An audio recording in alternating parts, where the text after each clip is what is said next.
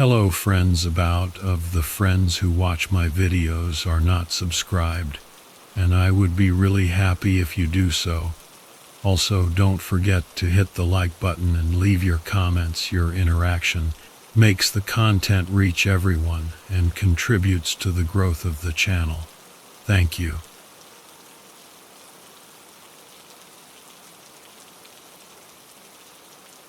We had been driving through the forest for about 20 minutes when my daughter started acting strange.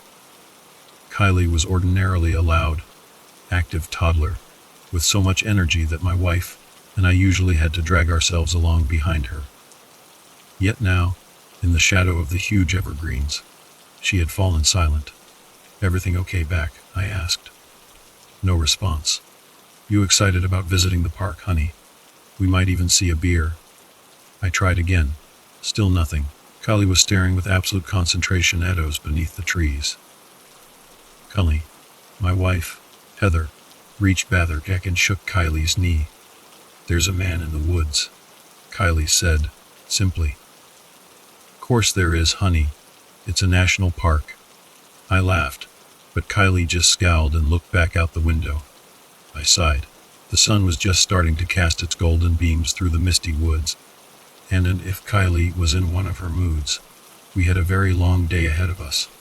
I spotted a gravel turn off up ahead, and it occurred to me that maybe Kylie was just grumpy from the long car ride. My wife and I were plenty sore ourselves, and the prospect of dipping our feet in a cool mountain stream was too good to miss. I pulled in beside a dusty pickup truck and flashed a mischievous grin at Heather. We were both out the door as soon as the wheels stopped rolling.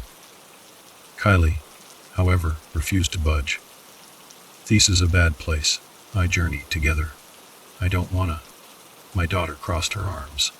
There was no reasoning with her when she was like this. I nodded to my wife, and we each grabbed an arm to lift her out of the car seat. Kylie wailed and clawed, putting up such a fight that I was grateful that her nails in the trimmed hotel room the night before. I looked over my shoulder at the pickup and winced.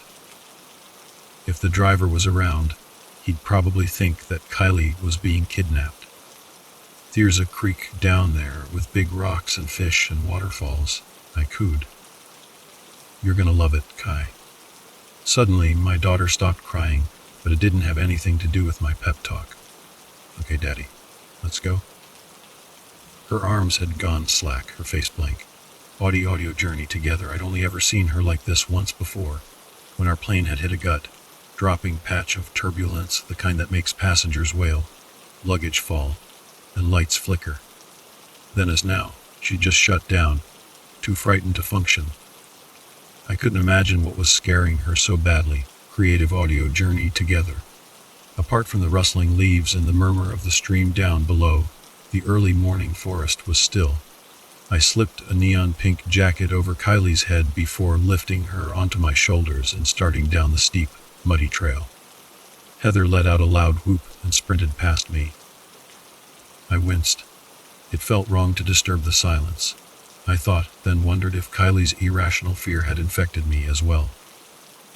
We found Heather lying on a smooth white stone beside the water, kicking her feet in the rapids. "It's so peaceful here." She smiled, and I had to agree. Our journey together, even Kylie seemed to be doing better. She sat at the edge of the rock, absent-mindedly tugging at clumps of moss. "You're pretty quiet, champ." Heather rustled our daughter's hair. "I'm listening to the man in the woods," Kylie replied with that same flat voice. A shiver ran up my spine. Most toddlers say creepy things from time to time, but Kylie had never gone this deep into her daydreams before. "What man in the woods?" "Honey, nobody's talking." "Wes he is, I can hear him. He's talking inside my head." Heather and I exchanged a glance. Together. "What's the man saying, champ?" Heather asked. Kylie just frowned and pulled away, as if to say that whatever it was none of our business. The morning air suddenly seemed just a little bit cooler. A bird took off from a branch above us, and Heather and I both jumped it, but not Kylie. Our journey together. Our daughter was staring dead ahead at something on the other side of the creek. Before either of us could stop her, She got on all fours and scurried across the smooth river rocks. It's amazing how fast small children can move when they really want to. By the time we got to our feet, Kylie was halfway across the creek. Not being a barefoot toddler myself, I slipped almost instantly, plunging into the freezing, waist-deep water. My daughter, meanwhile, had already reached the far bank. I felt a sudden, horrible certainty that if she climbed up it, we would never see her again. Fortunately, my wife was a lot less clumsy than I was. Jumping from rock to rock, she managed to grab the back of Kylie's pink jacket seconds before she disappeared into the ferns. Ordinarily, Kylie screamed her head off whenever we stopped her from doing what she wanted, but now she was calm. In fact, she's giggling. Daddy got wet. Kylie, it is now okay to run off like that. What's gotten into you? My wife demanded. He said it would be funny, our daughter replied, with an audible too, adult sneer in her eyes. And he was right. Only then did it occur to me to climb the eroded bank and see what had made Kylie so eager to cross the stream. My fingers sank into the mud as I pulled myself upward, then fell back with a yelp as sharp teeth sank into my ankle. Kylie, Heather yelled. My daughter had bitten me. He doesn't like it when you look, Kylie hissed. That's enough, I grunted and picked my daughter up. She went into full tantrum mode, battering me with her tiny fists, but I was finally able to peer over the muddy creek bank. I saw only a journey together, more trees, rotting logs, and a carpet of decaying leaves. Whatever Kylie had been so eager to get to, it was long gone. It was the worst fit Kylie had thrown in years, maybe ever. Getting a flailing, screaming, biting child back across the slippery rocks was no easy feat. By the end of it, all three of us were soaked and exhausted. I reached out for the car door and patted my hip for my keys. They weren't there. Had their clip come undone when I'd fallen in the water? Or had Kylie pulled them off on purpose? I didn't like to think about what that might mean. The keys. I groaned. I have to go back. Heather looked up at me from where she was struggling with Kylie. Her eyes begged me not to go. I understood how she felt. The day had suddenly turned strange and wrong, and all I wanted to do now was get back in the car with my family, audio journey together, drive out of the forest, and forget that any of it had ever happened. I glanced over at the pickup truck beside us. It was covered with dust and dead leaves, as though it had been sitting there abandoned for years. And what had happened to the driver? Something seemed to slither beneath the grimy blue tarp in the truck bed. I shuddered and turned back to my family. Kylie had finally calmed down. She sat in the gravel, messy hair hanging over her face, not saying a word. Babe, please. My wife whispered. Why don't we just go back to the road? We can flag someone down, ask them to call for help. Images flashed through my head, long hungry hours, waiting for some smug tow truck driver. Yet another bill for my already bloated credit card. Kylie crying nonstop, our vacation ruined. No, I couldn't let that happen. All I had to do was walk back down the trail and grab my keys. So why did that suddenly feel so hard to do? I took a last look around. The winding two-lane road should have been packed, but not a single car had passed by, audio journey together. I could feel my wife's eyes on the back of my neck, pleading with me. Stay, they seemed to say. I'm scared. As much as I wanted to, someone had to get us out of the woods. Shivering in my waterlogged jeans, I stuffed my hands into my pockets and trudged back down the trail. I found myself wishing that somebody else would appear, just to confirm that we were still inside the borders of the national park at all. A grimy backpacker, an old fisherman on his way to the creek, audio journey together. Anybody other than Kylie's man in the woods. Although I kept my eyes down in search of the keys, I couldn't shake the feeling that I'd look up and find him, just in front of me, looking like the Green Knight from some childhood storybook. A mussy beard, a crown of antlers, our creative audio journey together. Golden animal eyest, a footstep crunched in the leaves to my left. Glancing up, I saw an enormous stag making its way through the trees. There was something unsettling about the way it moved. It didn't look my way, didn't freeze when it saw me. It just kept walking straight ahead, like it was being guided by some terrible purpose. It was heading for the car. I jogged back up the slick path. The stag had reached the edge of the forest. Heather, oblivious, was squatting in the gravel, trying to talk to Kylie. My daughter sat with eerie patience, audio journey together, staring straight ahead like she knew the stag was coming. From my vantage point, I could see how it walked out from the tree line and knelt down in front of her, as though inviting her to ride it. I could hear my wife and daughter arguing. "Honey, get back. That's a wild animal. Begin our creative audio journey together. You don't know what it might do. The man in the woods says I should go with it, Mommy.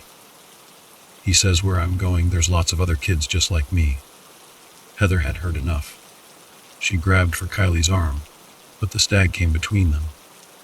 Snorting and frothing at the mouth, it reared back and rammed its head into my wife's chest. Heather flew backwards, impacting against the driver's side mirror with a sickening crack. She crumpled to the ground and lay still. Kylie, meanwhile, was already climbing onto the stag's back. "No," I screamed. "Kylie, journey together." 8. But the big animal was already moving. My daughter clung to the mangy fur of its neck. Her golden hair flashed in a beam of sunlight. Then she and the stag were gone, swallowed by the shadows of the forest. I ran to my wife. Heather was hurt, but breathing. "Let's begin our creative audio journey together." I was trying desperately to remember my Cub Scout first, when I heard tires crunching on the gravel. It was an ancient Park Service vehicle, and the woman behind the wheel looked just as grizzled as the car itself. She couldn't have been older than 30, but her sharp green eyes missed nothing. "Everything all right here, sir?" the ranger asked. Her hand was on the pistol at her hip as she stepped out of the vehicle. "My wife, she was attacked by a deer," I stammered. "And my daughter, she's missing." "Let me see your hands." I did as I was told. I realized that she was looking for blood or bruising on my knuckles, signs that I had been the one to slam my wife against the side of the car. "Okay," she grunted. "Step back." She bent down to inspect Heather and let's begin our creative audio journey together. My wife let out a gasp as the ranger pressed on her right side. Ribs broken. The ranger grunted. "Should probably get her a doctor." "Now what's this I hear about a missing daughter?"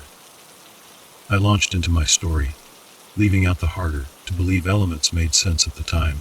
Together I told the ranger that Kylie had simply run off into the woods after a deer. Only later would I realize what a terrible mistake I had made. Time's wasting then. The ranger grunted.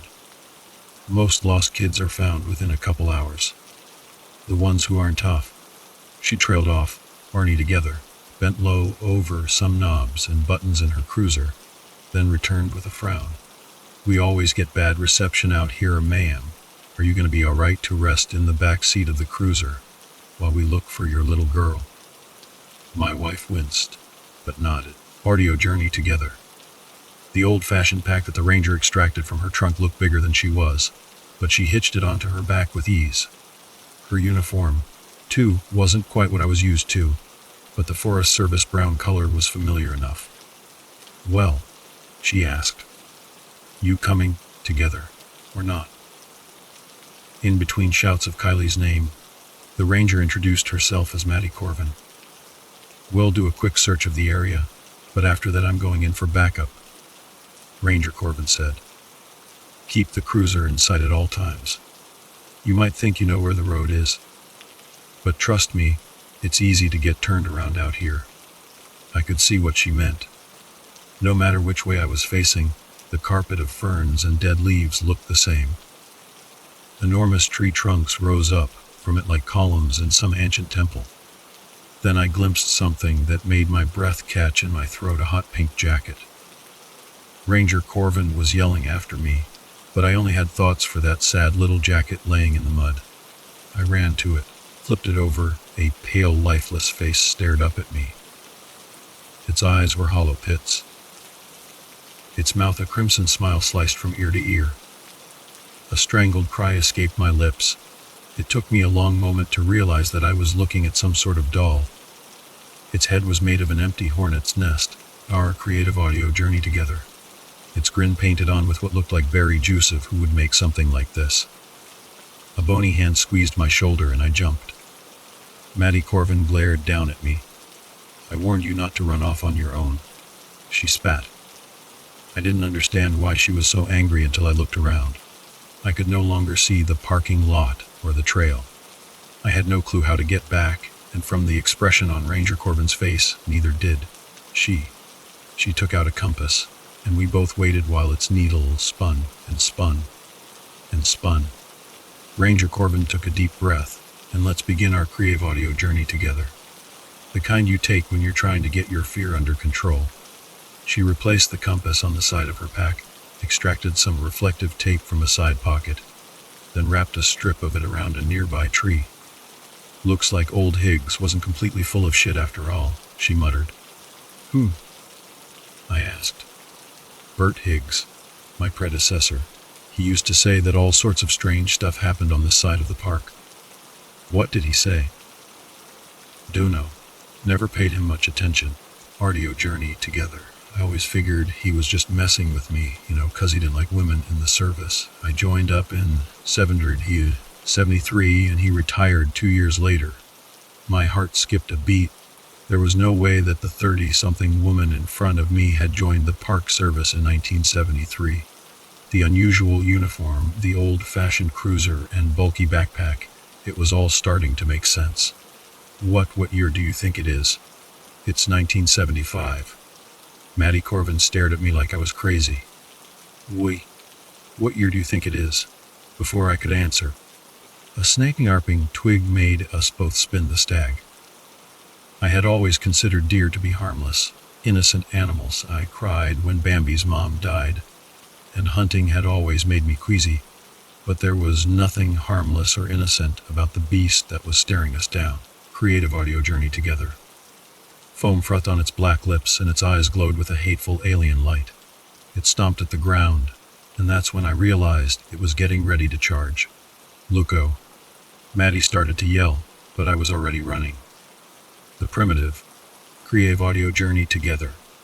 Monkey part of my brain wanted to scramble up a tree, but the branches were too high, and meanwhile, the stag's hoofbeats were closing in. A brown blur passed beside Maddie Corvin. She was making for a narrow gap between two of the mossy boulders up ahead. She dived into the narrow, jagged space, and I threw myself in after her. Seconds later, antlers cracked against the rock behind me, then again and again. Ranger Corvin and I had backed as deep into the crevasse as we could. The stag's antlers were too wide for it to pass, but it still gnashed at us with its square herbivore teeth, like it was trying to eat us alive. Blood poured down its forehead, but it kept battering its body against the stone until it finally crumpled to the ground and lay still. Maddie and I looked at each other, creative audio journey together.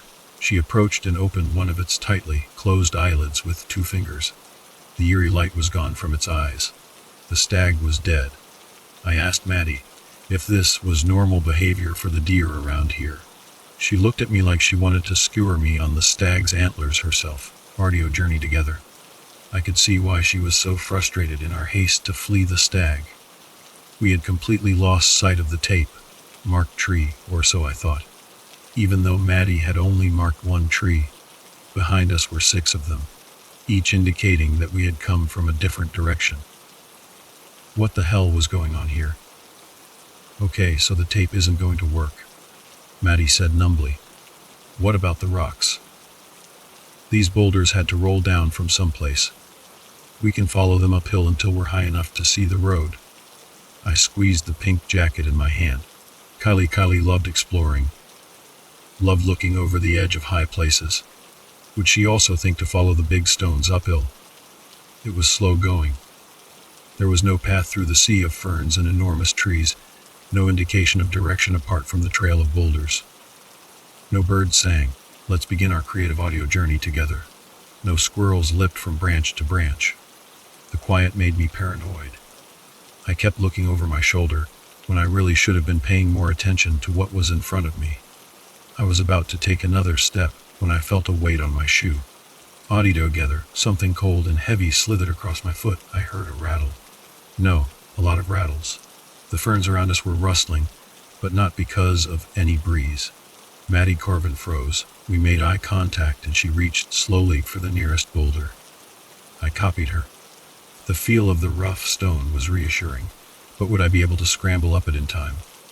No quick movements, I warned myself. Do not panic. No matter what happens, do not panic.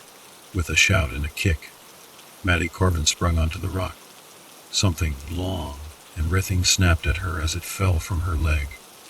She was clinging to the rock by her toes and fingernails, but she had made it. Meanwhile, the rattling around me intensified. My blood turned to ice as the thing on my foot began to coil its way up my bare leg. Its scales were cold against my skin. The tongue of a second snake flickered against my ankle.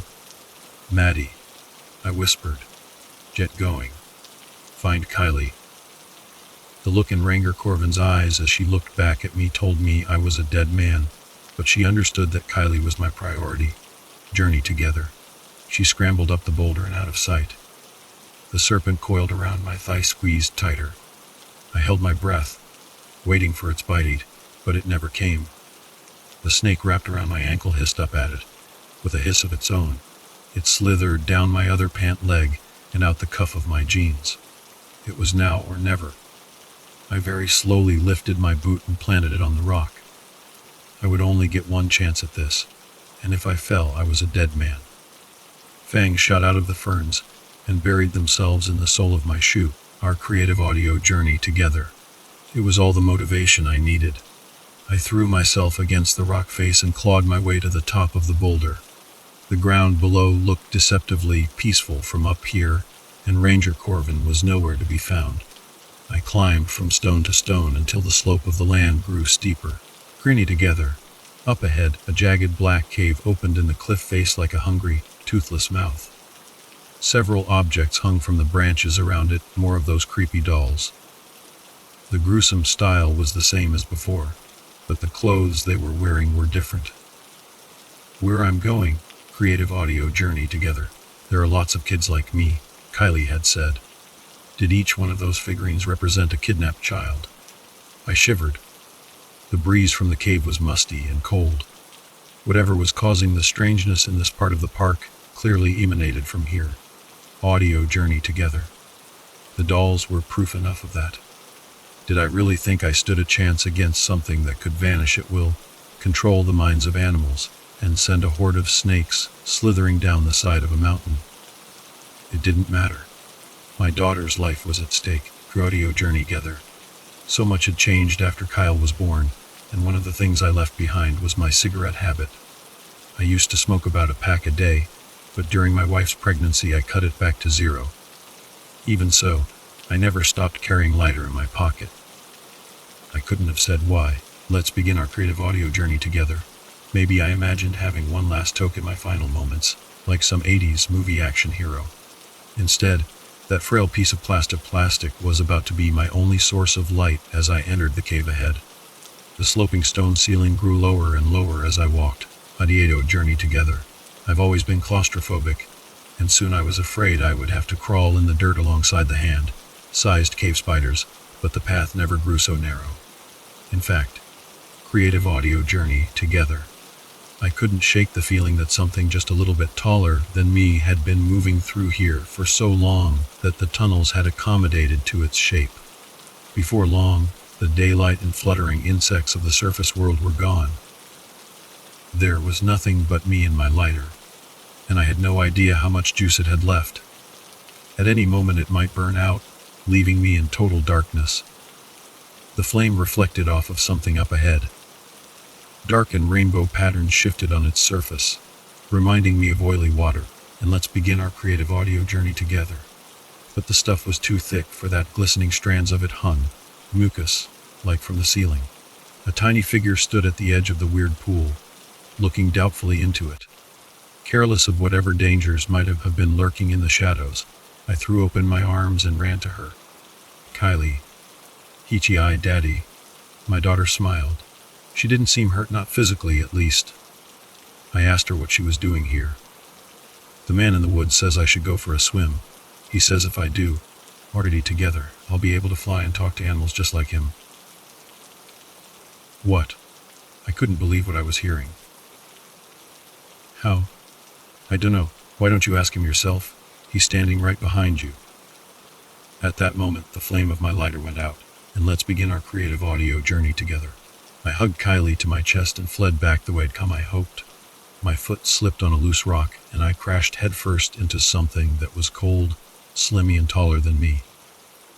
There was an awful, inhuman chittering noise. 6 long fingers grazed my hair as they grabbed for my head. Kylie screamed. I dragged us forward along the cave floor, ignoring the spiders skittering through my hair and down the back of my shirt. The man in the woods, whatever it was, strode slowly behind us, taking its time. Enjoying this. There was a light up ahead, but that didn't make sense. Even if we had made it further than I thought, we still shouldn't have been anywhere near the cave entrance. The light bobbed closer, shone on our faces. It was a flashlight. Its beam flickered up to the thing hovering over us. Stay down and keep moving. Maddie Corvin shouted, audio journey together. The biome of her echoed deafeningly from the cave walls, but in the glow of her flashlight, the path to the exit was clear. There was movement behind us, a lot of movement, as though dozens of child-sized things were scurrying across the cobwebbed ceiling. Audio jether, air, Maddie kept firing and Kylie and I kept running. I set my daughter down as soon as we were free of the cavern. To my surprise, I could see the creek and even the cars from where we stood, less than half a mile away. Together. It was as though whatever disorienting power permeated the place had faded, at least for now. Moments later, Ranger Corvin backed out of the cave, her pistol still aimed into the gloom. Did you get it? I whispered. I don't know. Maddie answered truthfully. Let's begin our creative journey together. But I'm not budging from this spot until I'm sure you folks are safe.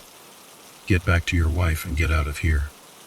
With Kylie on my shoulders, I staggered back through the ferns.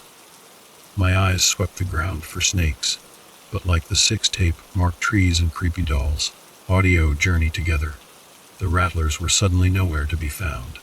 At the edge of the creek, I spotted something shiny lying in the mud, my car keys.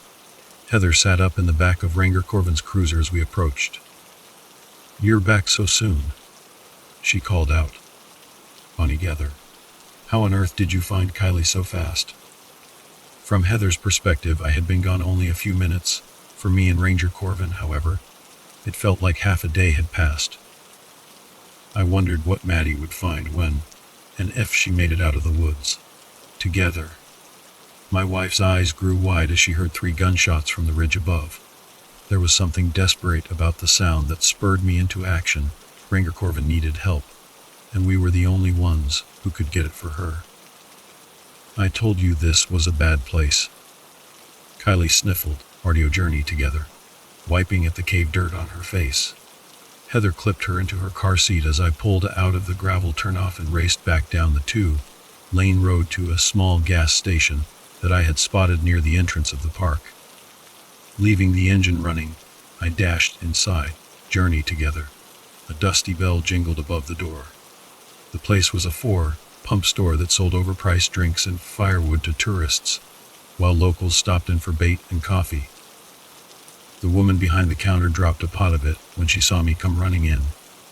For Maddie Corvin, journey together. Almost 50 years had passed, but she recognized me right away. Her Forest Service uniform had been replaced with a yellow gas station polo shirt, and her hair had gone gray, but her bright green eyes had lost none of their sharpness. Let's begin our creative audio journey together. I had no doubt that the woman at the cash register was the same person who had saved my daughter and I from certain death only hours before. You, she grunted, in a voice roughened by years of booze and cigarettes. I always wondered if you would ever come walking through that door. Let's be audio journey together. After what happened, it's the only reason I stuck around here. When Maddie had emerged from the woods back in 1975, raving about missing children and missing time, There had been no proof to back up her claims. My family and I were nowhere to be found, and she wasn't able to locate the cave or the grotesque dolls again. The Park Service let her go less than a month later, citing mental health concerns. She had worked here at the gas station ever since, listening to the tales the locals told about odd animal behavior and unexplained sightings at the gravel turnoff by the creek. I warn the tourists about the place. I tell them that there's a dangerous bear in the area. It's easier than the truth, and who knows, maybe some of them listen. Out in the car, Kylie was getting antsy, squirming and kicking in her car seat. She'd been through so much I made a point to grab a few of her favorite snacks from the gas station shelves. But when I went to pay, Maddie waved me away. "It's on the house." The ex-ranger smirked. "I don't know how to thank you." "Forget about it. It's ancient history. You really want to thank me? Spread the word. Audio journey together. Let people know that if they notice kids or animals acting strange in the woods, it might be the only warning they get." I promised that I would. She waved as we pulled out of the parking lot, standing just as tall and strong as she had been in the moment we met together. I hoped that whatever was lurking among the tall trees behind the gas station would allow her to leave out the rest of her days in peace. I hoped, too, that I wasn't taking a part of it out of the park with me.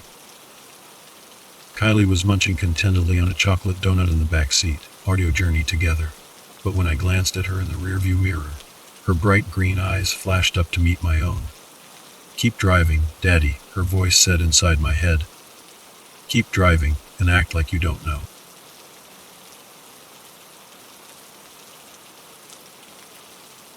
My name is Alex, and this is the story of how my dad, in his own twisted way, stole our childhood and locked us away in a nightmare that felt like it would never end. It all started when I was 10. My little sister, Chloe, was 8. We were your average, happy family living in a cookie-cutter house in a quiet Ohio suburb. Mom was a nurse at the local hospital, and Dad was an engineer for some big shot defense contractor. Looking back, I'm pretty sure that job was what messed with his head and planted the seeds of paranoia. Everything went sideways the day Mom died. It was so sudden. A car crash on her way home from a night shift. Dad was a wreck. We all were. But while Chloe and I cried and leaned on each other, Dad just withdrew. He started spending all his time in the basement, only coming up for meals or to go to work. When he was around, he was a million miles away, always muttering to himself and scribbling in this notebook he carried everywhere. About a month after Mom's funeral, Dad called a family meeting. His eyes had this crazy, feverish look that I'd never seen before. "Kids," he said, his voice trembling with this weird excitement, "I've been working on something important, something that's going to keep us safe." Chloe and I exchanged confused looks. "Safe from what?" Dad went on. "The world's a dangerous place. There are threats out there that most people don't even know about. But I've seen the signs. I know what's coming." He laid it all out in terrifying detail about how nuclear war was right around the corner. He talked about radiation fallout and how society would just collapse. As he spoke, he got more and more worked up, and I felt this icy dread creeping into my stomach. "But don't worry," he said, with this creepy grin that didn't reach his eyes. "Daddy's gonna protect you. I've built us a shelter. We'll be safe down there when the bombs drop." That night, he showed us the shelter.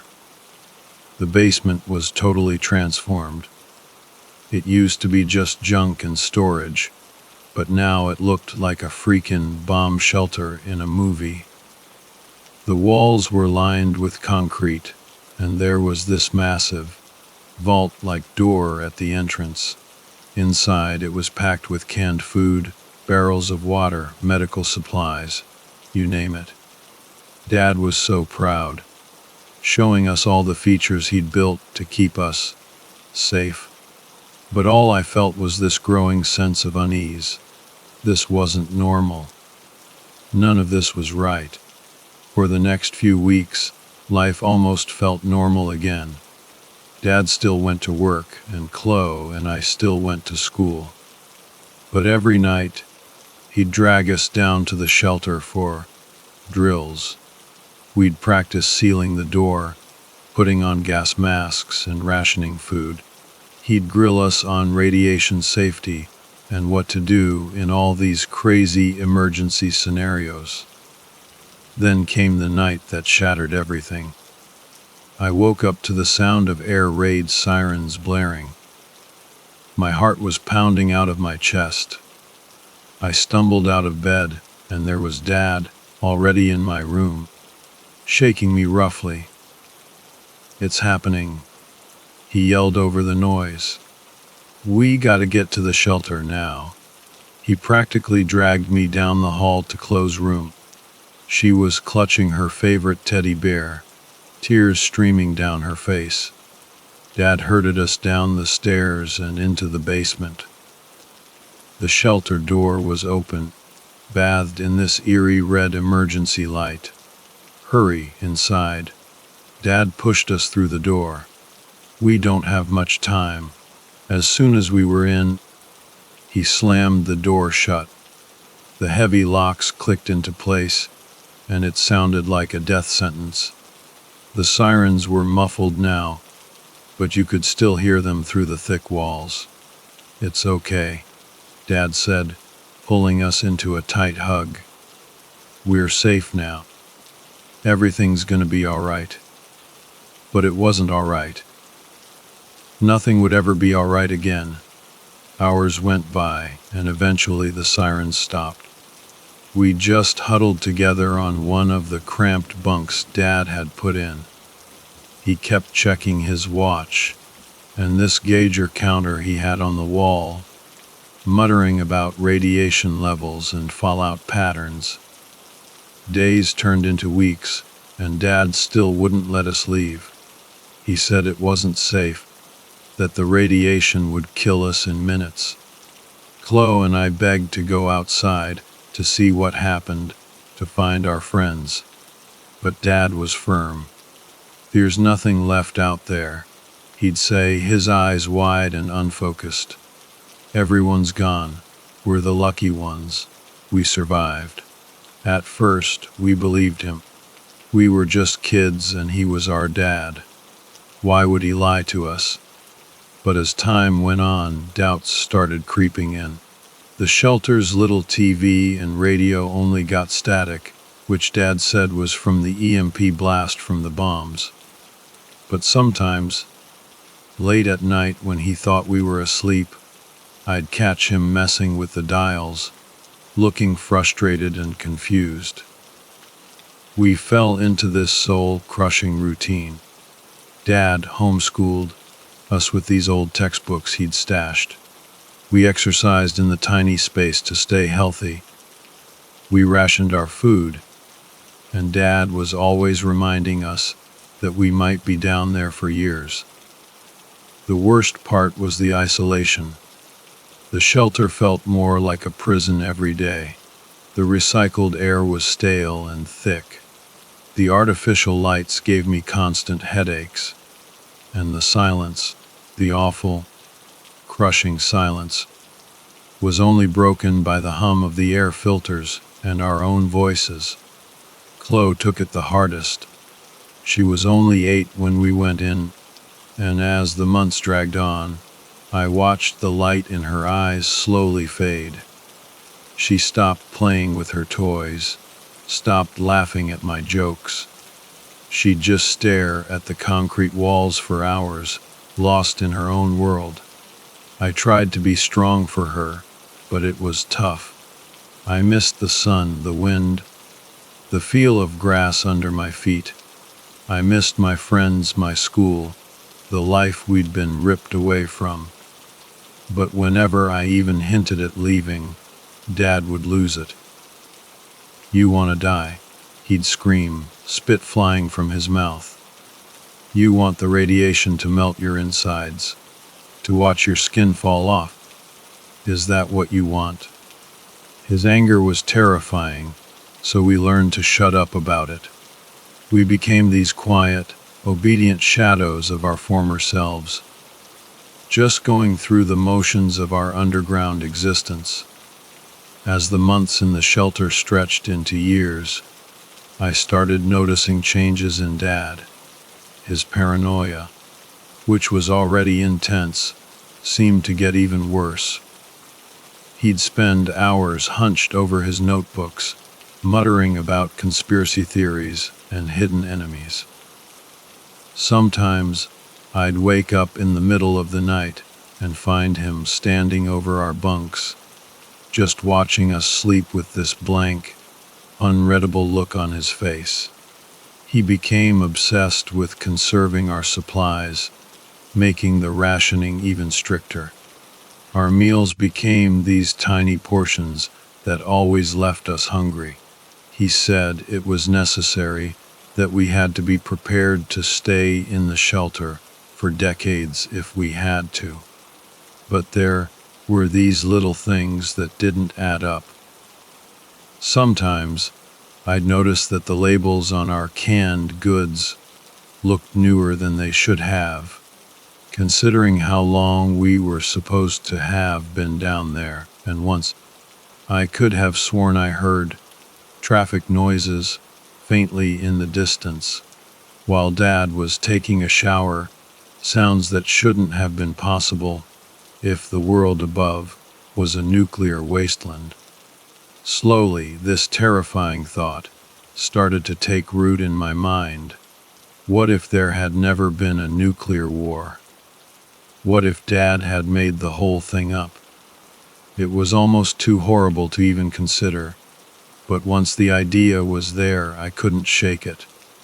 I started watching Dad more closely, looking for any slip-ups, any signs that might confirm my suspicions.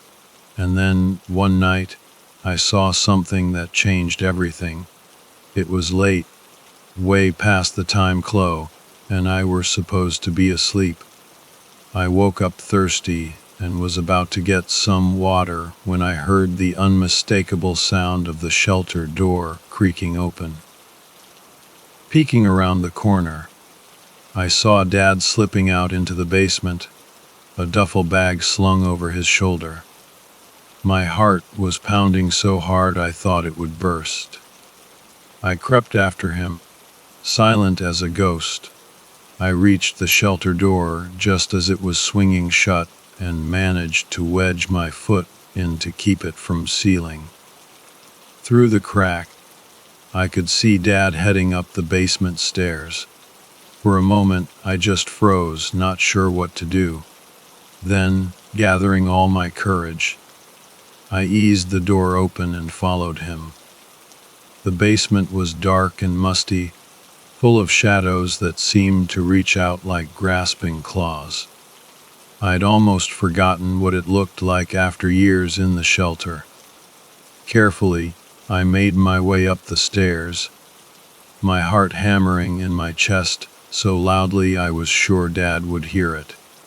At the top of the stairs, I hesitated.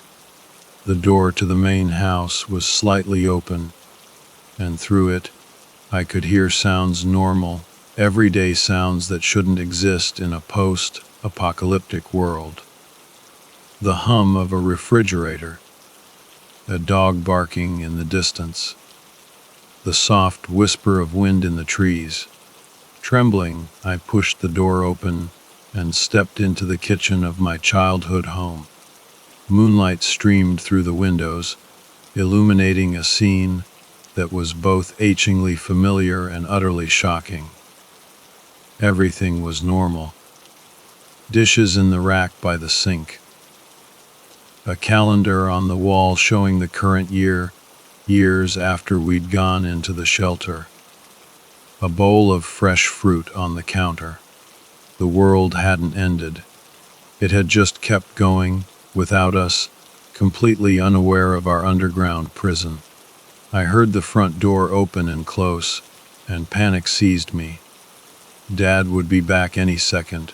As quietly as I could, I raced back down to the basement and into the shelter, pulling the door shut behind me, just as I heard his footsteps on the stairs above.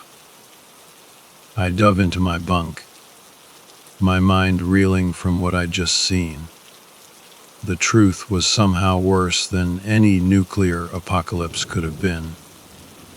Our own father had been lying to us for years, keeping us trapped in this underground hell for reasons I couldn't even begin to understand. As I lay there in the dark, listening to Dad re-enter the shelter, I knew that everything had changed. The truth was out there just beyond that steel door. And somehow, some way, I was going to find a way to get Chloe and me back to it. But I had no idea what I was up against. My little midnight discovery was just the tip of the iceberg. The real horrors and the fight for our freedom were still to come. Sleep was impossible that night. I lay awake, my mind racing, trying to make sense of what I'd seen. The world above was alive, normal, completely oblivious to our nightmare. Every creak and groan of the shelter now seemed to mock me, a constant reminder of the lie we'd been living. When the artificial lights clicked on, signaling the start of another day in our underground prison, I watched Dad go through his usual morning routine. He checked the non-existent radiation levels, inspected our dwindling supplies, and prepared our meager breakfast. It was all a carefully choreographed performance, I now realized. But for what? What could drive a man to lock his own children away like this? I struggled to act normal, terrified that Dad would somehow sense the change in me. Chloe, sweet, innocent Chloe, was still in the dark. I caught her looking at the bland, rehydrated eggs on her plate with barely concealed disgust, and my heart ached. How much of her childhood had been stolen? How much of mine? LX. Dad's voice snapped me out of my thoughts. "You're awfully quiet this morning. Everything okay, son?" I forced a smile, hoping it didn't look as fake as it felt. "Yeah, fine. Just tired, I guess." He studied me for a moment, his eyes narrowing slightly. Was I imagining the flicker of suspicion that crossed his face? "Well, buck up. We've got a lot to do today. I want to run a full systems check on the air filtration units." The day dragged on, each minute feeling like an hour. I went through the motions of our daily routine, all while my mind was working overtime, trying to figure out how to escape. But the reality of our situation was grim. Dad held all the cards. He controlled the food, the water, the very air we breathed. And most importantly, he controlled the door. That night, after Dad was asleep, I carefully shook Chloe awake. Her eyes, still heavy with sleep, widened in confusion as I pressed a finger to my lips, signaling for silence. Quietly, I led her to the far corner of the shelter, as far from Dad's bunk as we could get. "Chloe," I whispered, my heart pounding like a drum, "I need to tell you something important, but you have to promise to stay calm and quiet, okay?" She nodded, fear and curiosity battling in her expression. Taking a deep breath, I told her everything. About sneaking out of the shelter, about the untouched world I'd seen above. With each word, I watched the color drain from her face. But, but that's impossible, she stammered, her voice barely audible. Dad said, the radiation. I know what Dad said. I cut her off gently. But he lied to us, Chloe. I don't know why, but he's been lying this whole time. Tears welled up in her eyes, and I pulled her into a tight hug. What are we gonna do? She sobbed into my shoulder. We're gonna get out of here, I promised, trying to sound more confident than I felt. I don't know how yet, but we will. We just need to be patient and wait for the right moment. Little did I know how long that wait would be, or how high the price of our freedom would turn out to be. The next few weeks were a special kind of torture. Every moment felt like walking on a tightrope. We went about our daily routines, pretending everything was normal, all while watching Dad for any opportunity to escape. But he was vigilant, almost obsessively so. The shelter door remained firmly locked, the key always on a chain around his neck. Chloe struggled to keep up the act. I'd often catch her staring longingly at the door, or flinching away from Dad's touch. More than once, I had to distract him when her eyes welled up with tears for no apparent reason. As for me, I threw myself into learning everything I could about the shelter's systems. I volunteered to help Dad with maintenance tasks, memorizing every pipe, wire, and vent. Knowledge, I figured, would be our best weapon when the time came to act. It was during one of these maintenance sessions that I made a chilling discovery. We were checking the integrity of the shelter's outer walls when I noticed something odd, a small section that sounded hollow when tapped. Dad quickly ushered me away, claiming it was just a quirk of the construction, but I knew better. That night, while the others slept, I carefully examined the wall. It took hours of painstaking searching, but eventually I found it, a hidden panel, so well disguised it was almost invisible. My hands shaking, I managed to pry it open. What I found inside made my blood run cold. Stacks of newspapers, their dates spanning the years we'd been underground. Printed emails from Dad's work, asking about his extended family emergency leave. And most damning of all, a small journal filled with Dad's frantic scribblings. I didn't have time to read it all, but what I did see painted a picture of a man spiraling into a full-blown delusion. Dad wrote about protecting us from a world he saw as irredeemably corrupt and dangerous. He'd convinced himself that keeping us in the shelter was the only way to ensure our safety and purity. As I carefully replaced everything and sealed the panel, a new fear gripped me. We weren't just dealing with a liar or a kidnapper. We were trapped underground with a madman. The next morning, Dad announced a new addition to our daily routine: decontamination showers. He claimed it was an extra precaution against radiation. But the gleam in his eyes told a different story. He was tightening his control, adding another layer to his elaborate fantasy.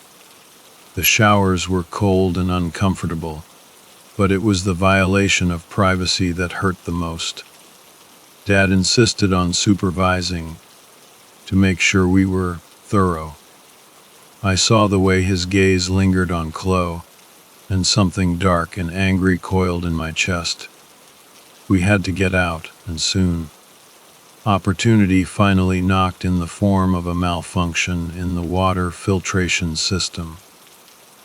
Dad had to go to his hidden stash of supplies for replacement parts. It was risky, but it might be our only chance. Kilo, I whispered urgently as soon as Dad had left the main room. Remember what I taught you about the door mechanism? She nodded, her face pale but determined. Good. When I give the signal, I need you to run to the control panel and enter the emergency unlock code. Can you do that? Another nod. Okay. I'm gonna create a distraction. No matter what happens, no matter what you hear, don't stop until that door is open. Promise me. I promise, she whispered back, her voice steady despite the fear in her eyes. Taking a deep breath, I steeled myself for what I had to do. I'd never deliberately hurt anyone before, let alone my own father. But as I thought of Chloe's haunted eyes, of the years stolen from us, I knew I had no choice. I waited until I heard Dad's footsteps approaching. Then I put our plan into action.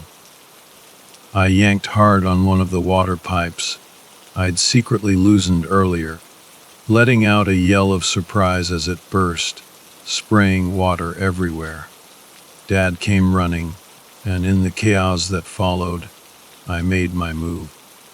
As he bent to examine the broken pipe, I brought the heavy wrench down on the back of his head.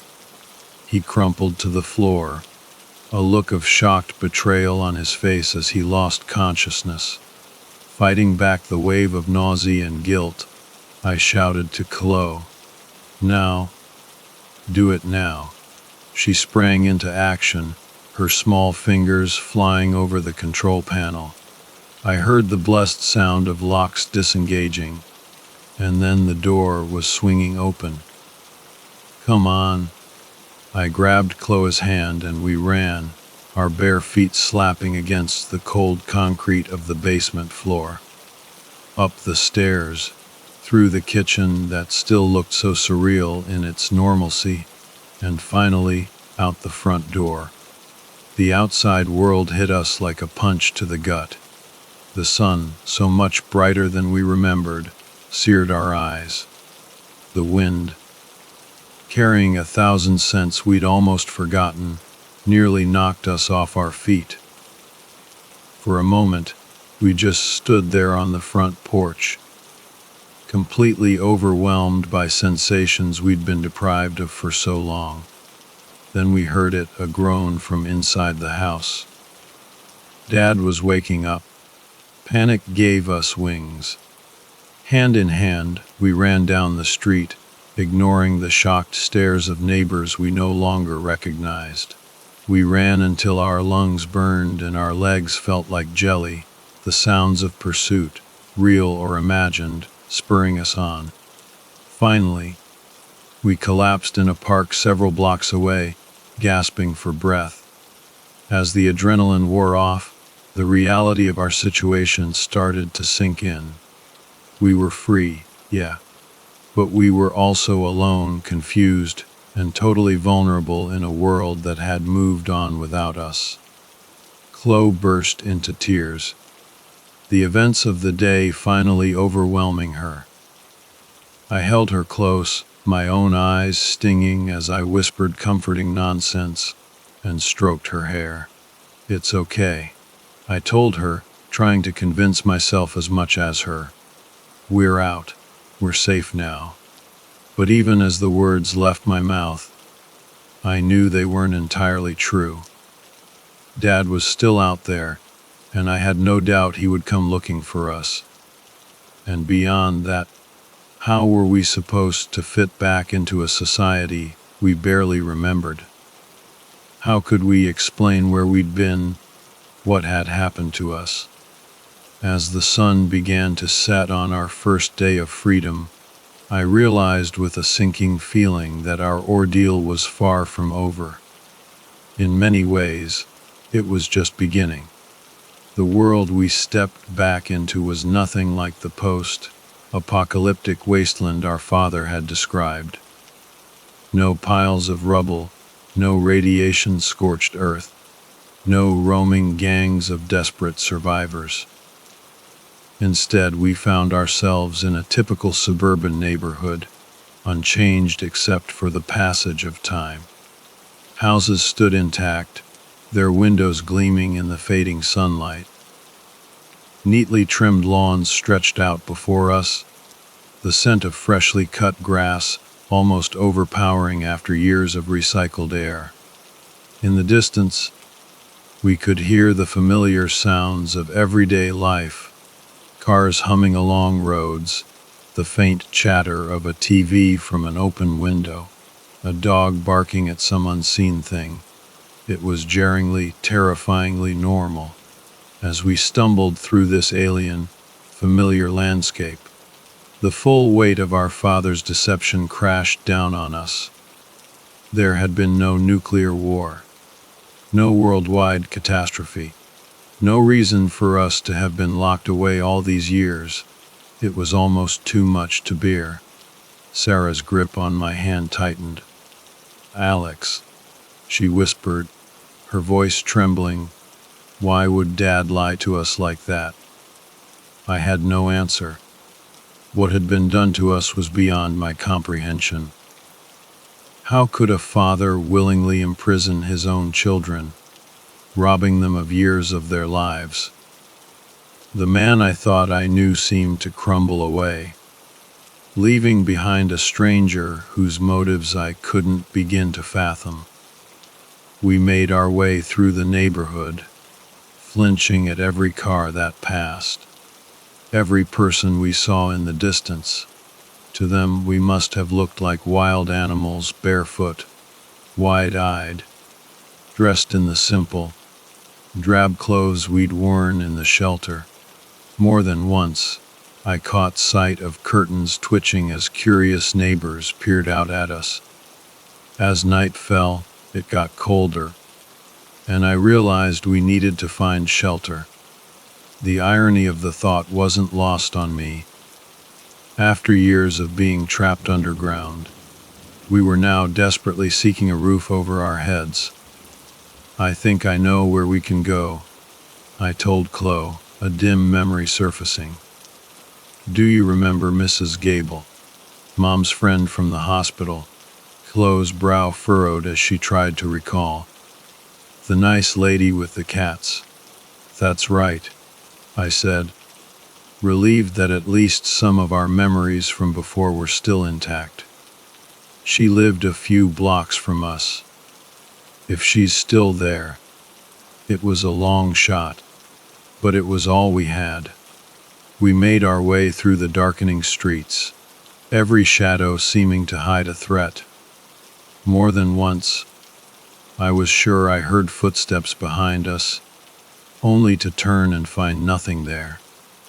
Finally, we reached a small, well-kept house with a porch light glowing warmly. The nameplate by the door read Gable, and I felt a surge of hope. Taking a deep breath, I rang the doorbell. Long moments passed.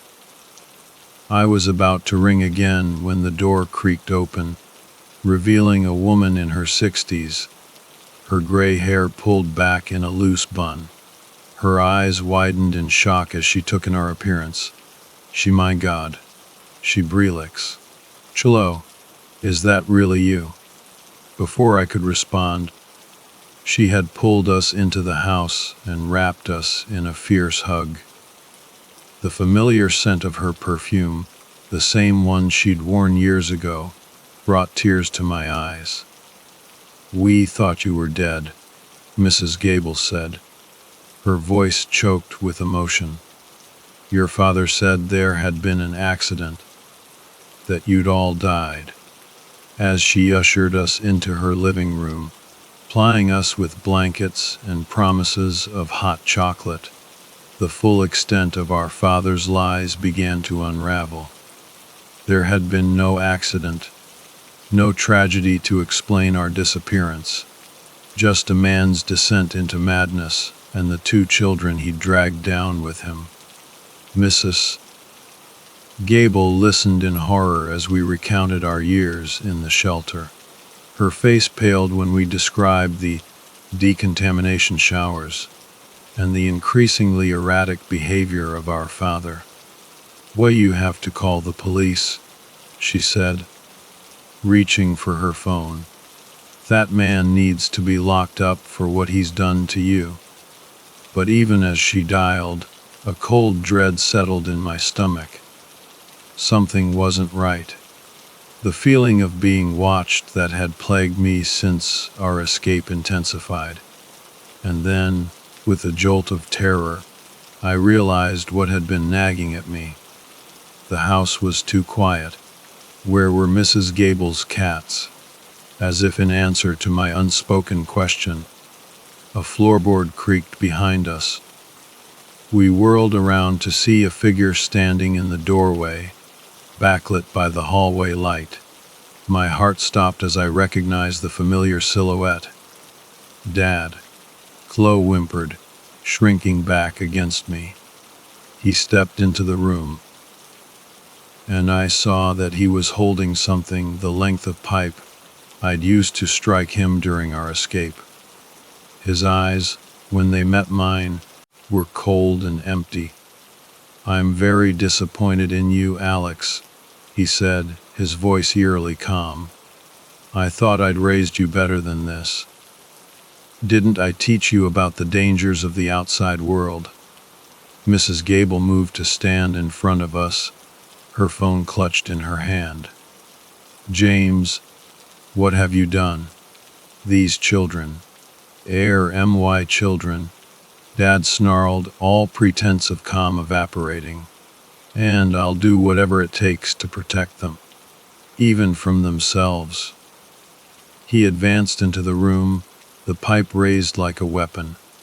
Mrs. Gable stood her ground, but I could see her trembling. "Run," she hissed at us. "I'll hold him off." "Run." Everything happened so fast after that. Dad lunged forward. There was a sickening thud and Mrs. Gable crumpled to the floor. Chloe screamed. And then we were running again, out the back door and into the night. Behind us, I could hear Dad's heavy footsteps and his voice, once so comforting, now twisted with madness. "Children, come back. It's not safe out there." But we knew the truth now. The only thing not safe was the man we'd once called father. As we fled into the darkness, weaving between houses and jumping fences, a new determination filled me. We were out now. We knew the truth. And no matter what it took, I was going to make sure we stayed free. But freedom, I was quickly learning, came with its own set of challenges. And the night was far from over. The next few hours were a blur of fear and running, but somehow we managed to evade him. As dawn broke, we found ourselves in a small park on the outskirts of town, exhausted and with nowhere else to go. Then a police car pulled up. 2 officers got out, their eyes landing on us, and recognized us. They'd been looking for us. We were taken to the police station, where gentle-voiced detectives asked us questions. Social workers were called in. And all the while, the search for our father intensified. They found him 3 days later, holed up in an abandoned building. He didn't go quietly. In the end, it took a team of negotiators and a SWAT unit to bring him in. The man they arrested bore little resemblance to the father we once knew. Wild-eyed and ranting, he seemed more monster than man. The trial was a media circus. Our story captivated the nation, sparking debates about mental health, parental rights, and the long-term effects of isolation. Experts tried to explain our father's descent into delusion.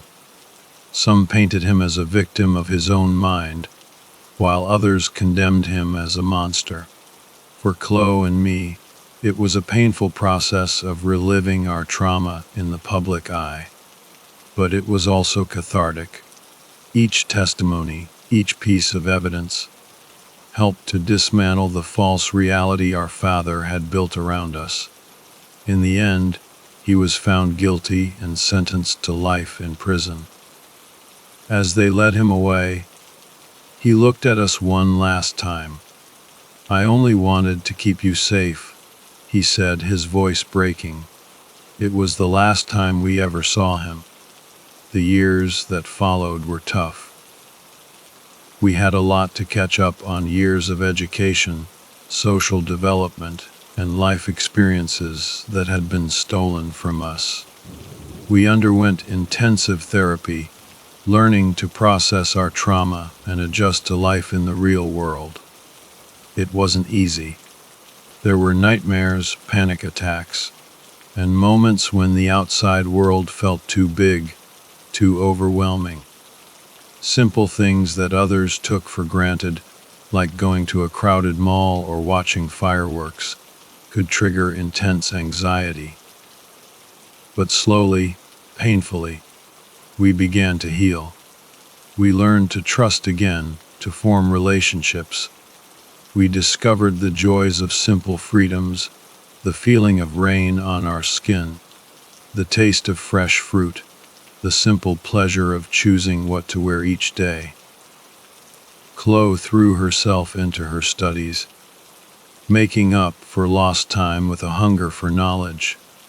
She's in college now, studying psychology, with a focus on trauma and recovery. She wants to help others who have gone through similar experiences. As for me, I found solace in writing.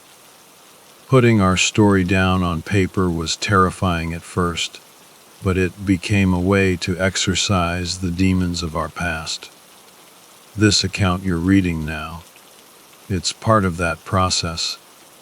But even now, years later, there are moments when the old fears creep back in.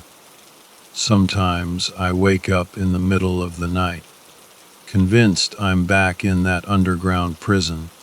In those moments, I have to remind myself that it's over, that we're safe now.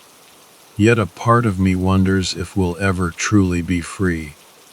The shelter may have been a physical place, but its walls still exist in our minds. We carry it with us, a secret bunker built of memories and trauma. And sometimes, in my darkest moments, I catch myself checking the locks on the doors, scanning the horizon for mushroom clouds that will never come. Because the most terrifying truth I've learned is this: the real fallout isn't radiation or nuclear winter. It's the lasting impact of a parent's betrayal, the half-life of trauma that continues long after the danger has passed, and that, I fear, may never fully decay. So, if you're reading this, remember, the most dangerous lies aren't always the ones we're told by others. Sometimes, they're the ones we tell ourselves to feel safe. Question everything. Cherish your freedom, and never take the simple joys of life for granted, because you never know when someone might try to lock them away.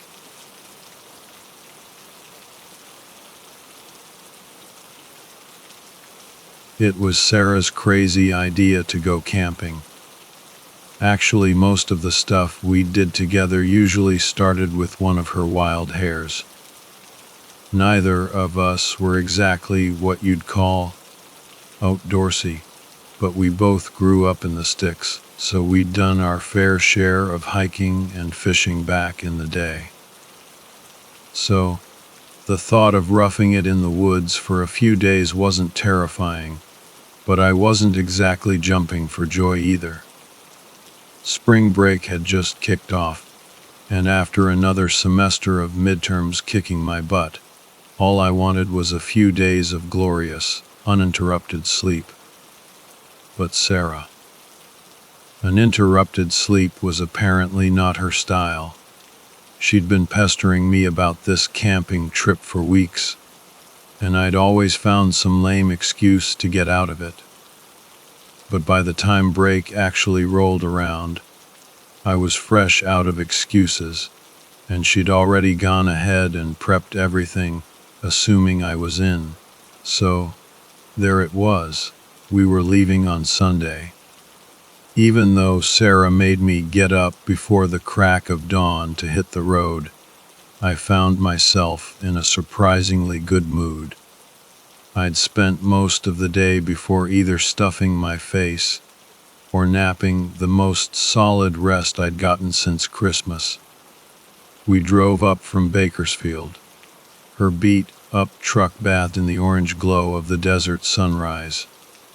At first, we talked about classes and tests, and then about this camping spot she'd found up in the Sierra Nevada. It wasn't a real campground, she told me. It was something called dispersed camping. Basically, you get a permit from the Park Service, and then you can just pitch your tent wherever the heck you want. Which also meant no running water, no heat, and no electricity. Leave it to Sarah to make sure everything we do was as extreme as possible. By the time the desert scenery started to give way to the browns and greens of the Sierra foothills, I'd already gone through all our gear. I usually trusted Sarah with the planning, but now that I realized we were going a bit further off the grid than I'd thought, I just wanted to double-check everything. We each had our own tents and sleeping bags, plus enough food and water for a few days. Cooking stuff, first aid kits, and other random items were split between our two backpacks, which were already stacked so high they poked over my head when I had mine on. I started recognizing landmarks near Sequoia and Kings Canyon, but then Sarah took us further north, and I totally lost track of where we were. She turned onto this trail that led deeper into the mountains and pulled over when it ended at the base of a hill. I was out here last week, scouting around, she said, throwing open the car door. If we hike around this hill here, there's this little valley with a lake at the bottom. We can set up there. I groaned a little as I struggled into my pack. How long a hike are we talking? I asked. I took a step and winced at the sound of pots and pans clanging together. Note to self: pack my own damn bag next time. Maybe half an hour, give or take. A little cardio never killed anyone, I guess. I hitched the pack up higher and tightened the hip strap, trying to keep the weight from killing my shoulders. Sarah was right. Just around the hill, the ground dropped away dramatically towards a lake in the center of the valley. It looked almost like a caldera, but I doubted there were any active volcanoes around these parts. Sarah led the way down. It was pretty steep in places, and I was low. He worried I'd slip and roll all the way down into the lake. But the dirt was firm enough to get a good footing, and the trees made decent handholds. Then Sarah suddenly stopped. I could hear the rush of water. I peeked around her and saw that right in front of us was a stream, almost a small river, to be honest. It was headed towards the lake, but a bend in the trail meant we had to cross it to keep going. The snowmelt up in the mountains must have started, because the stream was pretty swollen, and the log that lay across it was already covered by a thin layer of water. Just a few more minutes of walking after we crossed this, Sarah said, nudging the log with the toe of her hiking boot. It seemed solid enough, even if it was underwater. I'd watch it, I said, leaning over the stream. There were tiny ripples on the surface, but it looked calm. They say streams like these only look calm on top. Sarah snorted out a laugh and stepped onto the log. Yeah, that's why I don't plan on taking a dip. She started to shimmy across, and after a few seconds, I shrugged and followed her. It wasn't a long way across, maybe 20 feet, and we were making good time. But, of course, it's always the little things that screw you over. A little more than halfway across, Sarah's foot slipped, and she leaned forward to catch her balance. Her sleeping bag, which was tied to the top of her pack, came loose from one of the straps and fell forward over her shoulder, only to get snagged mid-air by the other strap. That tiny bit of momentum was all it took. Sarah wobbled for a split second, and then she was in the water. I was right, the current was fast. She reached out to grab the log, but by the time she came up, she was already a few feet downstream. I started scrambling across, hoping to get to the other side before she got pulled too far away. I guess we had a little bit of luck on our side that day. The stream was fast, but it wasn't deep, so it couldn't pull her under. About 20 yards downstream, her pack got snagged on a fallen tree, and that's where I found her gasping and sputtering like a fish out of water. Maybe it was the adrenaline, or maybe it was the ice-cold water. But by the time we stumbled to the spot where we were going to set up camp, Sarah was practically hysterical with laughter. She'd twisted her ankle during her little swim, so she was limping on ahead of me while I struggled after her, carrying her pack on top of my own 60+ pounds of gear. I don't plan on taking a dip. Sarah giggled from up ahead, mimicking herself. And then I fell right into the damn thing. Even I had to crack a smile at that, even though I was hauling what felt like a ton of supplies. Maybe I did need a little more excitement in my life. At least now I'd have a killer story to tell when I got back. It was just about noon by the time we finished setting up our tents and hanging our wet clothes out to dry. Sarah started digging a fire pit to cook lunch since, in true Sarah fashion, we hadn't brought a jet boil.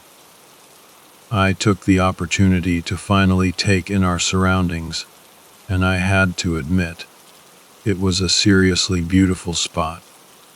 We were right by the edge of the lake, where the mountains leveled out, and the tree line ended just a few yards from the shore. After being stuck in a dorm room for most of a year, the quiet was almost eerie.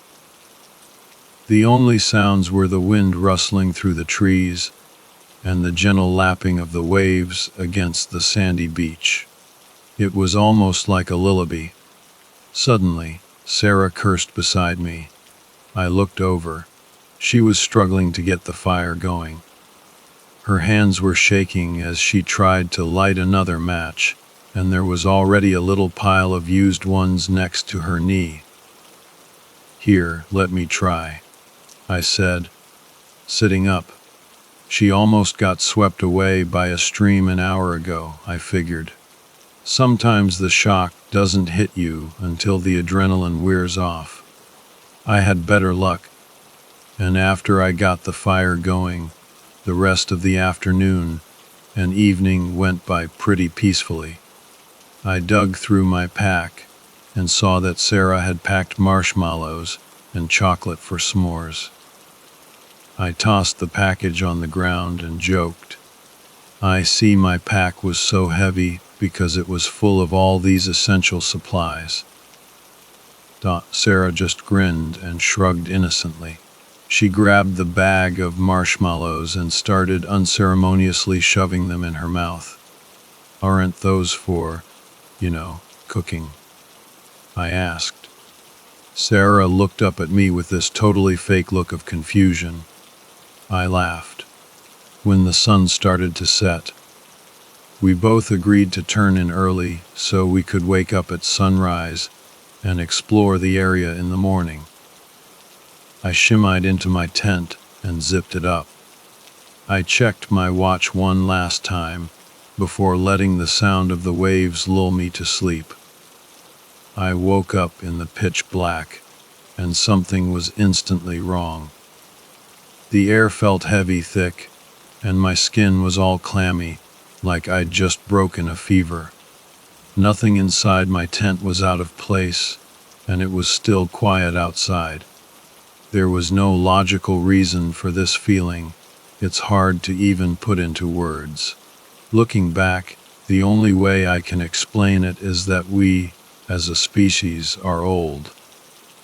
Younger than the forests and the mountains, yeah, but still ancient. And in all that time, we've seen some things. You can try to reason it all out with your life experiences and your logic, but deep down, there's a part of you that just knows when something is off.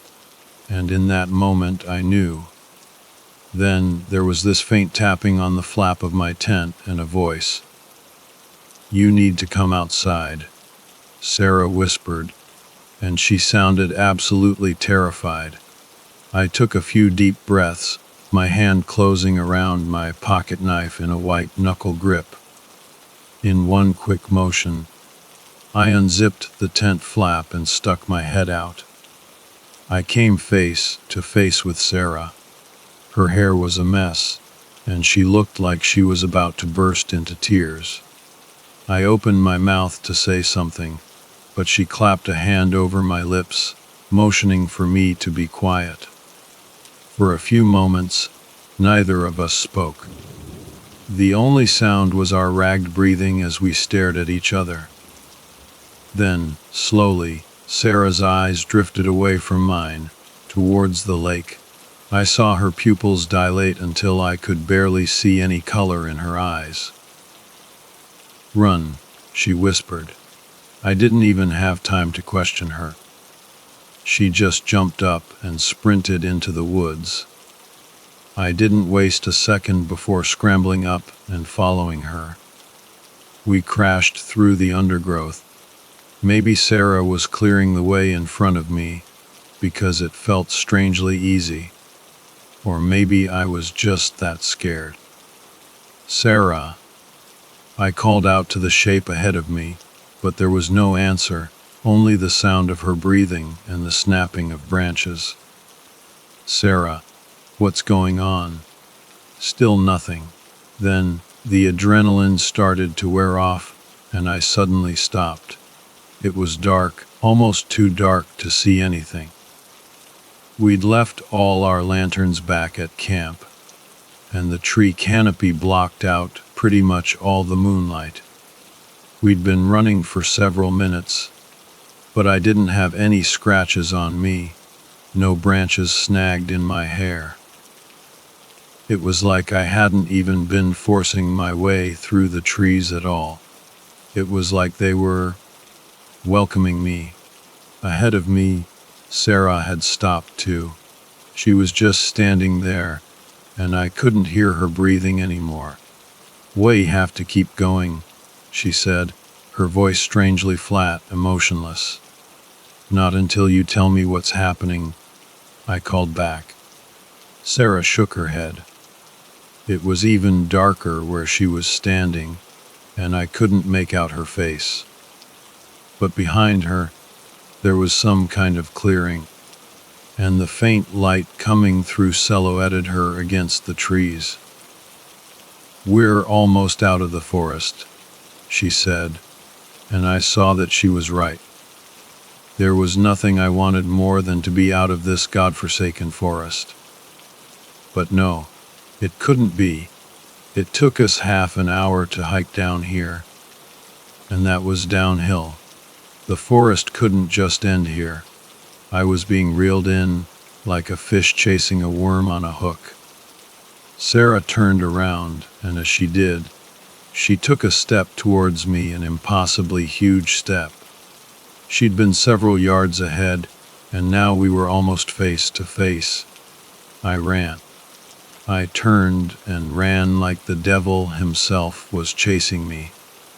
If the trees had been welcoming on the way in, they were the exact opposite on the way out. Branches snagged on my clothes, scratched my arms and face. I kept tripping over tree roots and rocks, but I didn't let it stop me. Behind me, I could hear her running after me, but it didn't sound like Sarah anymore. It sounded like it had 4 legs. I didn't even dare to turn around. I was too focused on running, my eyes locked on the faint light that marked the end of the tree line. I practically dove onto the beach, hitting the ground hard on my hands and knees. I felt the bones in my wrist crunch as I landed. I kept crawling until I was almost in the water before I finally turned around. There was nothing there. I wasn't far from our tents, and I watched in a daze as Sarah's tent unzipped from the inside, and she stepped out. "What are you doing?" she asked, her voice groggy with sleep. I ran towards her and practically tackled her in a hug. It was pure luck that we didn't both fall over because my knees just gave out. "There's something in the forest," I said, and to her credit, she immediately sobered up. "Did you see someone?" she asked, scanning the dark line of trees looming over us. "No," I said. "Well, yes, but I don't know." And in that moment, I didn't want to tell her what I'd seen, because saying it out loud would only make it more real. "Something tried to lure me into the forest," I said finally, "but I don't think it's human." Sarah just stared at me. For a second, I thought she was going to call me crazy, but she never did.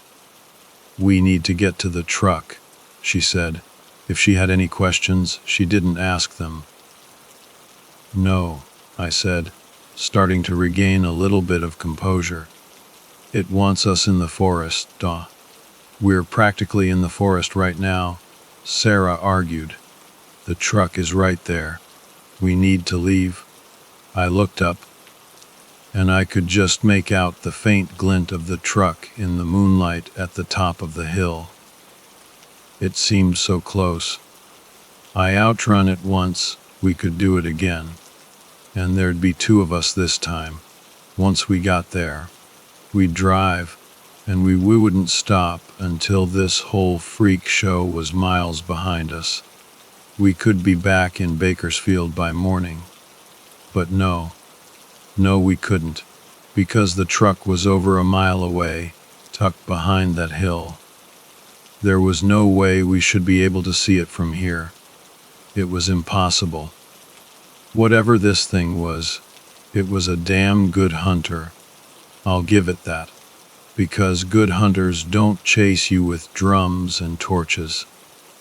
They come at night, and they come quietly, disguised as everything you want.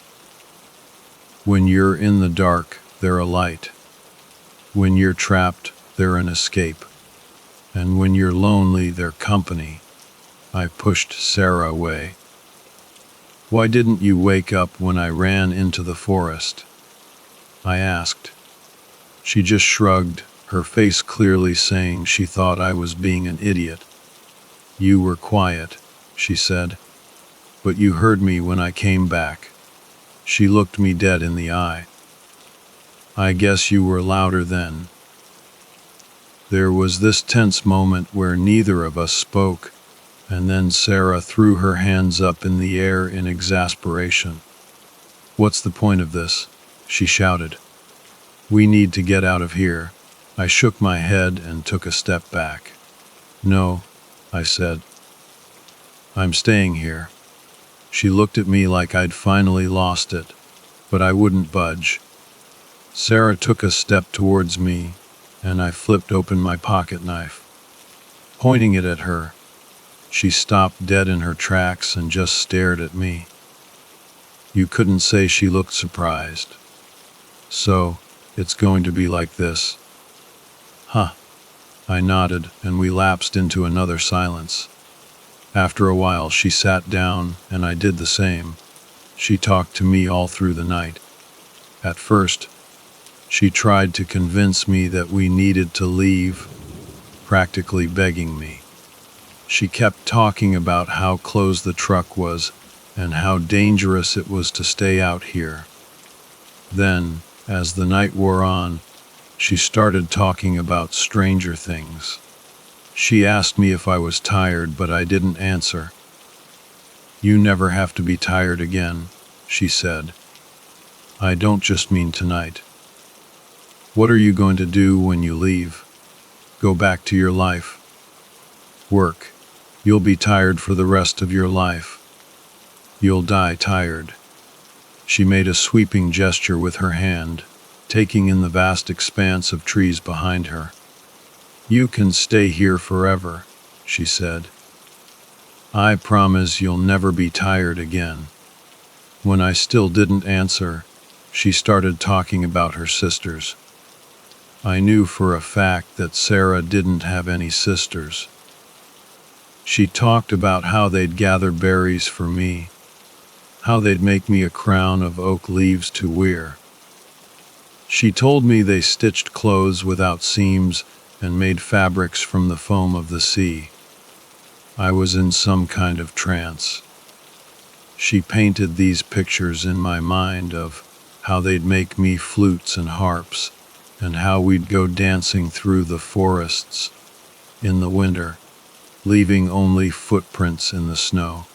When you sing, she said, smiling now, the snows will melt, and you'll bring in the first flowers of spring. And still, I didn't move, and I didn't sleep. Finally, just before the first hint of dawn, Sarah stood up. So, this is it, she said, and her voice didn't even sound like Sarah's anymore. A marvelous hunt comes to an end. She bent at the waist in a mocking bow, then turned and walked into the woods. You may leave now, she called back over her shoulder, her laughter echoing across the valley, making ripples in the water and shaking the trees like the wind. I didn't trust her, not one bit. I waited until the sun was high in the sky, beating down on the little beach, before I finally moved. I left everything behind except my knife, and I ran for it. I didn't encounter anything in the forest on the way back, but I also didn't stop to look. Not once. By the time I reached the truck, my legs were screaming in protest, and I could feel my heartbeat pounding in my ears. I'm not exaggerating when I say I didn't touch the brake pedal even once while driving out of those mountains. And I never looked back either. But the trees cast long shadows on the ground as I passed them, and just before I reached the edge of the foothills, I swear I saw one in the shape of a woman, and I saw it waving. I called the park service from the nearest town, giving them a cleaned-up version of what happened. They searched the area and found Emily's body. That was Sarah's real name, by the way. Emily face down in the lake, carried there by the current. I don't know what I pulled out of that stream, but it wasn't her. It might sound messed up, but I was actually relieved to hear the news. I'd been worried that maybe Emily had never been there with me at all. That maybe that thing had planned this whole trip from the start. I'm still in shock, to be honest, but I'll mourn for my friend when the time comes. I saw that stream. I know how shallow it was. Emily shouldn't have died, but it killed her. It murdered her, and it would have murdered me too. So, As beautiful as its words sounded, I didn't stay. It has no power outside of its domain. It lives in the forests. I'll say it again, it lives in the forests, and when you see it, you'll know. There are still a few things that don't make sense. Like, how did Emily end up so far from where she fell in? The current wasn't that strong. And why did it let me go? Maybe it knew it couldn't hold me forever. Or maybe it was just toying with me, letting me think I'd won. I keep replaying that night in my head, trying to make sense of it all. The way Emily, or whatever it was pretending to be, talked about her sisters. The way she described that other world, that life in the forest. It was tempting, I'll admit. A part of me, a small, tired part of me, wanted to believe it. But then I remember the look in her eyes when she was standing in the darkness, the way she moved, the sound of her laughter echoing through the trees. And I know I made the right choice. I don't know what that thing was, but I know it wasn't human. And I know it's still out there, waiting for someone else to wander into its trap. So, if you ever find yourself in the woods and you feel that strange sense of unease, that feeling that something's not quite right, trust your gut. Don't listen to the whispers in the dark. Don't follow the lights in the trees. Just run.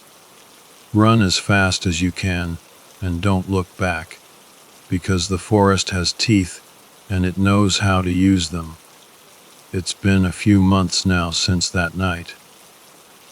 I moved back home, finished my degree online.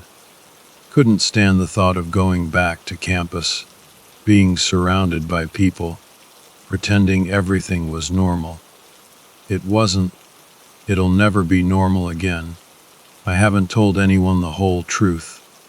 Not my family, not the police, not even my therapist. They wouldn't understand. They'd think I was crazy. Maybe I am.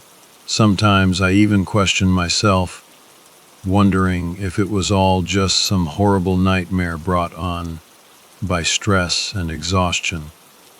But then I remember the feeling of the cold water, the terror of the chase, the way Emily looked at me in the darkness, and I know it was real. I still have nightmares. Sometimes I'm back in the forest, running with that thing hot on my heels. Other times I'm standing on the beach, watching Emily walk into the woods, her laughter echoing in the silence. I avoid the outdoors as much as possible now. Even a walk in the park feels wrong. Every rustle of leaves, every shadow sends shivers down my spine. I find myself constantly looking over my shoulder, half expecting to see that thing again, disguised as someone I know, someone I trust. I started researching old folklore, Native American legends, anything I could find about creatures that lure people into the woods. There are stories, of course, from all over the world. Spirits, fae folk, demons, you name it. Each culture has its own version of the thing that hides in the shadows, waiting to prey on the lost and the vulnerable. Nothing I've found exactly matches what I experienced, but there are similarities. The shape-shifting, the alluring voices, the promises of a life free from pain and suffering. It's all there, woven into the fabric of these ancient tales. It makes me wonder how many people have disappeared in the woods over the centuries, lured away by something they couldn't resist. How many of those missing person cases, the ones that go cold, are the work of things like what I encountered? The police never found any evidence of foul play in Emily's case. They ruled it an accidental drowning. Case closed. But I know the truth. And the truth is far more terrifying than anything they could have imagined. I don't know what the future holds. I don't know if I'll ever be able to escape the shadow of that night. But I know one thing for sure. I'll never go back to the forest. Not ever. And maybe, just maybe, by sharing my story, I can warn someone else. Maybe I can save someone else from the fate that befell Emily. Because the forest is still out there, waiting, silent, patient, hungry. And it remembers. It remembers the ones who got away. It remembers the ones who resisted its call. It remembers me. My name is Jessica, and sometimes I can hear it whispering my name on the wind, even now, miles and miles away from where my friend, Emily, had her life stolen from her. A chilling reminder that the hunt is never truly over. It just changes its form, and it waits. It always waits. The only thing left to do is keep living and to keep telling this story. That's all I can do now. For Emily and for myself.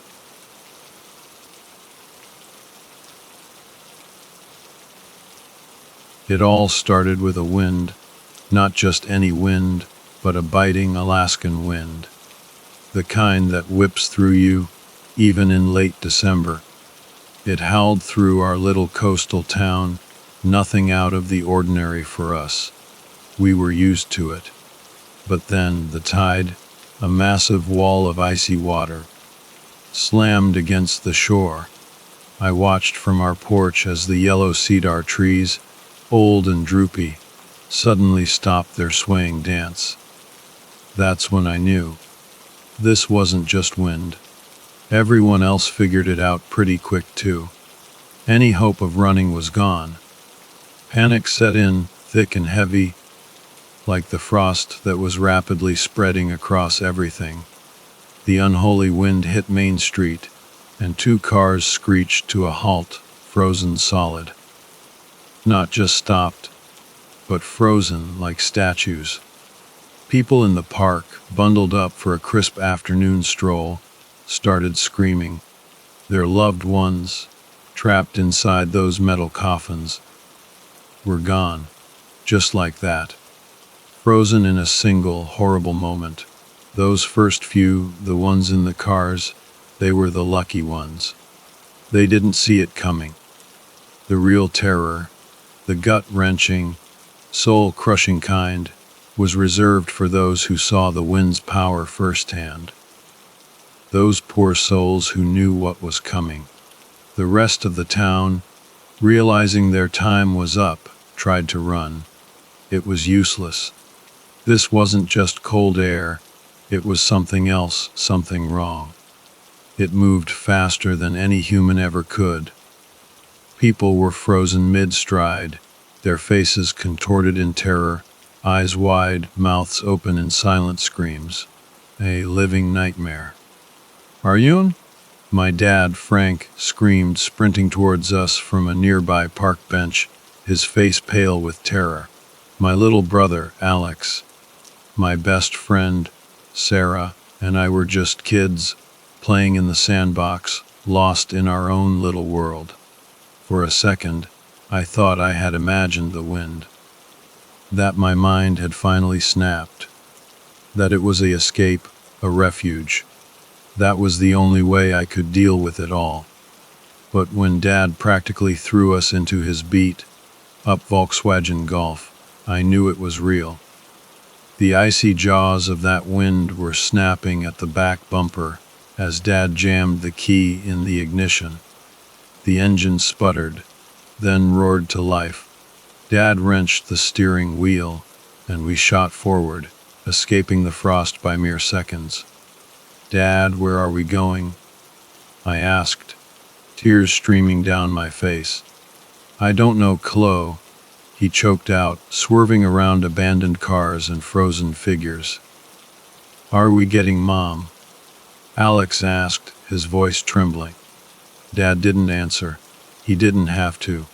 I was only 8, but I knew. I saw the tears in his eyes, the way his jaw was clenched. Mom wasn't coming. For 26 years, I pushed that day out of my mind. I did such a good job that I almost convinced myself it was just a bad dream. That we'd always lived in Anchorage, that Mom had just stayed behind. Dad never said otherwise. He never talked about what happened. Neither did Alex. Sarah ended up in an orphanage in Anchorage. We wrote letters for a while, but they became less and less frequent until they stopped altogether. I always wondered why Dad didn't adopt her. Maybe it would have made it all too real for him. And he, like me, was running from the truth. I figured we'd head back to England, admit defeat, the American dream shattered. But Dad stayed in Alaska. I used to think he was just being stubborn, or maybe guilty. We'd already run from our home. Running across the ocean might have felt like too much, like truly abandoning Mom. Whatever his reasons, Dad never told anyone the truth. He didn't go to the police, and he never went back for Mom. Don't look back, kids. I remember him whispering as we sped away, the frost a chilling presence in the rearview mirror. I took his advice more or less for the next 2 decades, only letting the memory surface in fleeting moments. When Dad finally bought a computer for the family in 2000, I found myself Googling the name of our old town. I typed it in before I even realized what I was doing. I was still young, but I knew that nothing about that day, about our escape, was normal. I needed answers.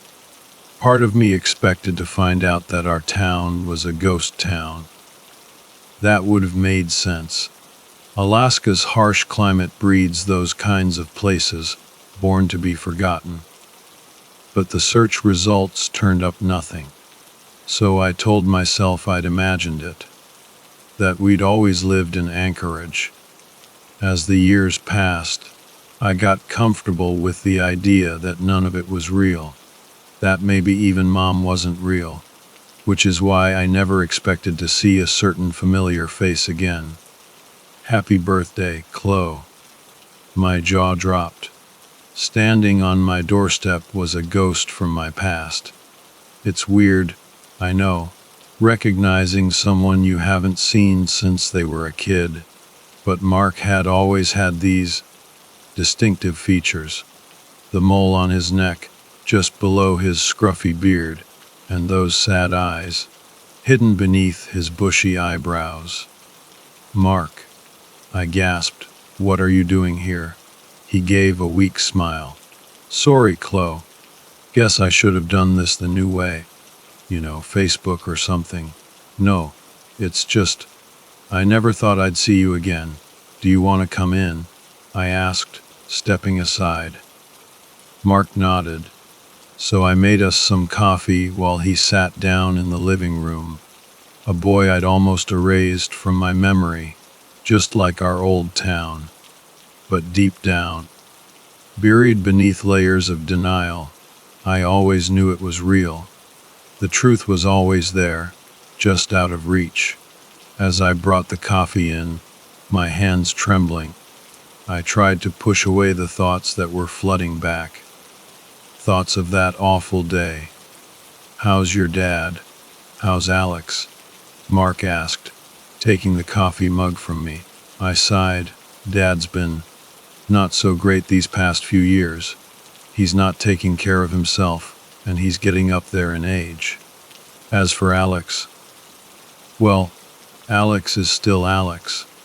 Uptight, distant, but when was the last time you talked to him?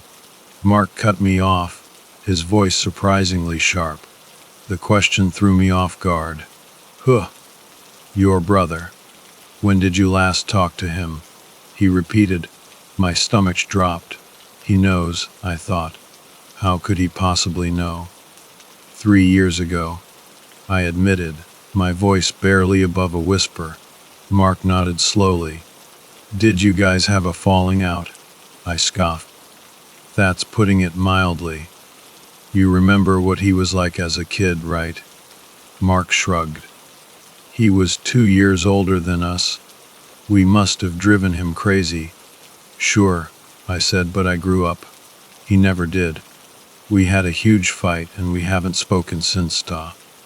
Interesting, he replied, his brow furrowed. I raised an eyebrow. You're a man of few words these days, Mark. He cleared his throat. Your brother messaged me a week ago. My other eyebrow shot up. What? It was a really weird message. Did you reply? I asked. I figured you'd just ignore it, but he looked down, shamefaced. I'm sorry, Chloe. I replied to some of your letters. And then you forgot about me. I finished, trying to keep my voice light, but failing. It's embarrassing that I didn't get the hint. It wasn't embarrassing, he mumbled. I read all of them. Every single one. Oh, well, that's great. I laughed a bit hollowly. Good to know you cared. Slow. He paused, lifting his head, his eyes meeting mine. I was scared. Scared of what? Remembering that day, he said, his voice barely a whisper.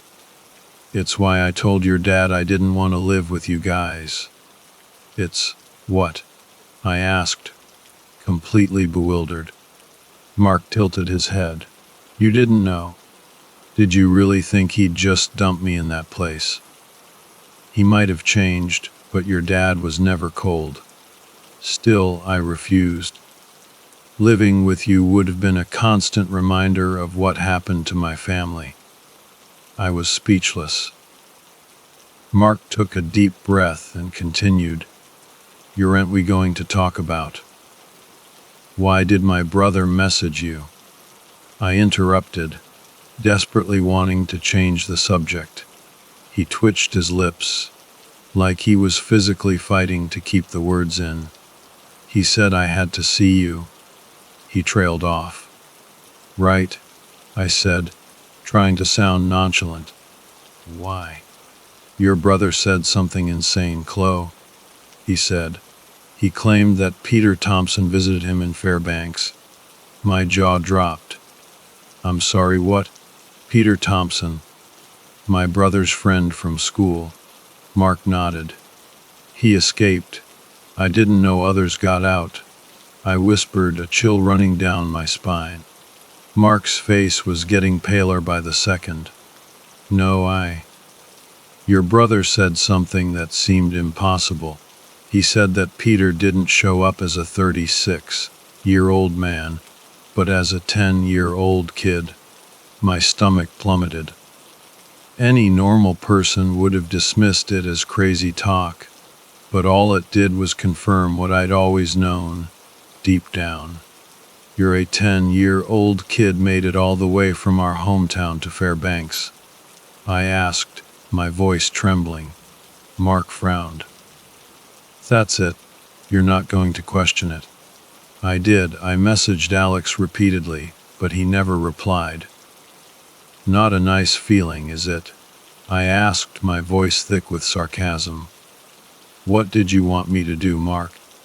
You've been dying to talk about that day. Well, I'm not running from it anymore. Let's talk about it. Okay. I know that all of that horror really happened. I just never wanted anyone to confirm it. Me neither, Mark said softly.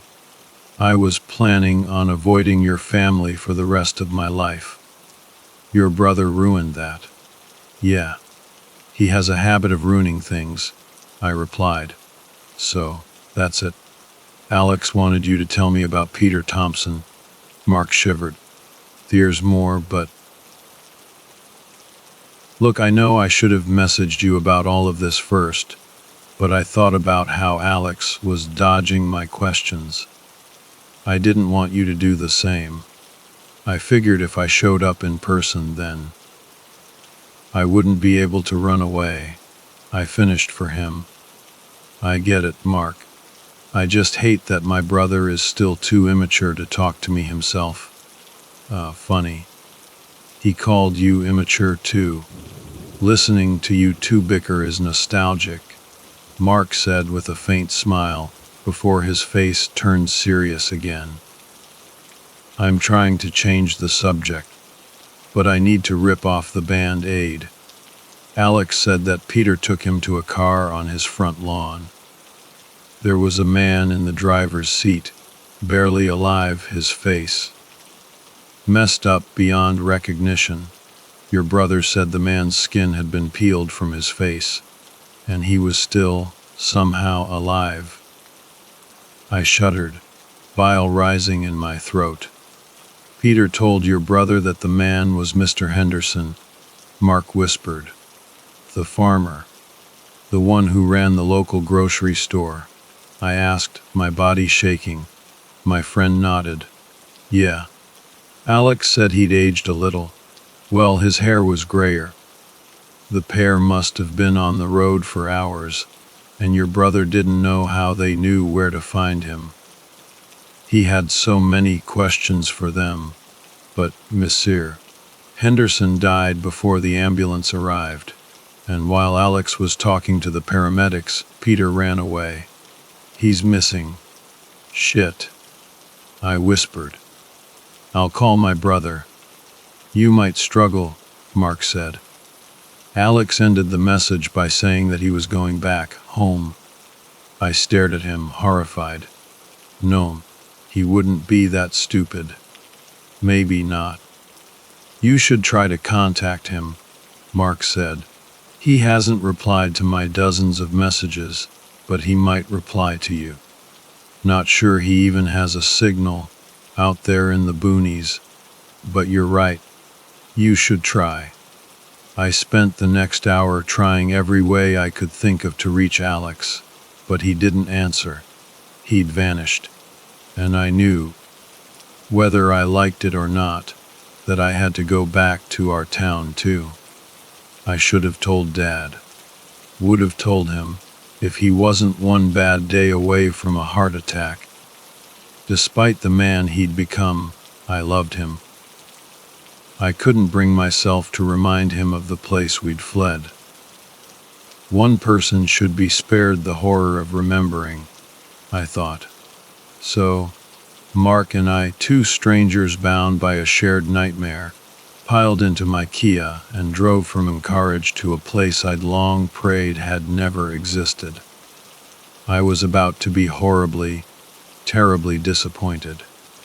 On some nameless road, surrounded by nothing but Alaskan wilderness, my throat started to tighten.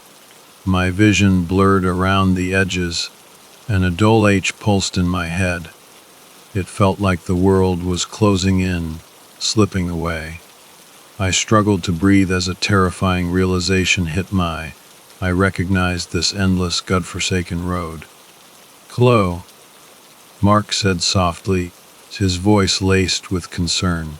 Don't, I begged, my voice cracking. I didn't want to hear it. I wasn't ready. Of course, I'd known all along that our town existed, even when all my research turned up nothing. When I thought about how that breeze had swallowed the town whole, erasing its people, it made sense that it would erase the place itself. Hell, even I had started to doubt its existence, and I'd lived there, accepting the messed up, supernatural nature of what happened wasn't as hard as you might think. If anything, I'd fought hard to deny it. I wanted to ignore the fact that some paranormal force had swept through our town, even though I'd seen it with my own eyes. Even if there was some Alaskan breeze powerful enough to instantly freeze an entire town, that wasn't what we'd seen. We'd seen something else. We'd seen that glacial wind freeze the town in time. Not its people, but its very existence. After an hour of driving through the increasingly frost covered landscape we saw it. A dark smudge on the horizon. Mark's face mirrored mine as our cursed town grew larger, closer. A monument to ruin and decay. And as we crossed the invisible boundary, the reality of what we were doing finally crashed down on me. "Where is everybody?" Mark asked, his voice echoing in the unsettling silence. It might seem like a dumb question. Our old town was clearly abandoned. No sane person would expect to find anyone here. But I understood what he meant. He was asking the same terrifying question that was swirling around in my head, refusing to be ignored. I thought back to that horrific day, to the hundreds of people frozen in time. Then I thought about Peter Thompson and Mr. Henderson, the two who'd supposedly shown up at my brother's door. One of them hadn't aged a day since 1998. Time resumed. I finally mumbled, the words tasting like ash in my mouth. "Yeah, but where did everybody go?" He pressed. I didn't have an answer. Neither did Alex, and that was why he'd come here. That's not the real reason, I thought. He was hoping to find her. We drove down my old street. I noticed the trees swaying in the wind and birds flying overhead. Signs that time was flowing, at least now. I let myself hope, just for a moment, that maybe others had escaped, the same way Peter and Mr. Henderson had. That maybe my mom had broken free, that she'd found Dad in Anchorage, that she was wondering where Alex and I had gone. But I knew it wasn't true. Mom hadn't shown up at my door, and there hadn't been any national news stories about people emerging from a town that didn't exist. There had only been an old, half-butchered man and a quiet boy. Both were gone, and I had a sinking feeling about how they'd escaped. Given my brother's ominous message to Mark, something was still very, very wrong with our town. 26 years hadn't changed that. The people hadn't just vanished into thin air. Whatever had happened to them, I knew it wasn't good. Maybe it was even worse than what happened to Peter and Mr. Henderson. I pulled into the driveway of my childhood home, the tires crunching on cracked asphalt. Weeds snaked through the wounds of the driveway, nature trying to erase my past. No need, of course. The wind of '98, and whatever secrets it held, had already done a pretty good job of that. "Do you think he's here?" Mark asked as I turned off the engine. "Yes. We both know who he came to find," I said, my voice heavy. He nodded, and we both got out of the car, a sense of dread settling over us like a shroud. The town was colder than I remembered. For a mid-May afternoon, it was unusually chilly. Alaska, for the most part, isn't the frozen wasteland everyone imagines. Not in most of the state, anyway. And certainly not in late spring. The air felt stale, too. It carried the stench of something awful, and it was tinged with frost. Like that demonic breeze was still lingering, almost 3 decades later. I knocked on the rotting front door, surprised it didn't crumble under my knuckles. "Alex," I called out, my voice trembling. "It's Chloe." There was no answer, but I wasn't worried. If he'd been here and Mom wasn't, he wouldn't have stayed. I wanted to use that as an excuse to turn around, to leave. I already assumed my mom wouldn't be here, but another part of me knew that assumption was more of a wish. In a similar way, I'd been secretly glad to find nobody in the town. There was only one person I truly hoped to find, and that was Alex. I was terrified of finding anything else. "Chloe," Mark started softly. Come on, we have to do it, but do we? I asked, my voice barely a whisper. This was a mistake. We should turn around. Weak. I agree, he interrupted sharply. But we have to find your brother.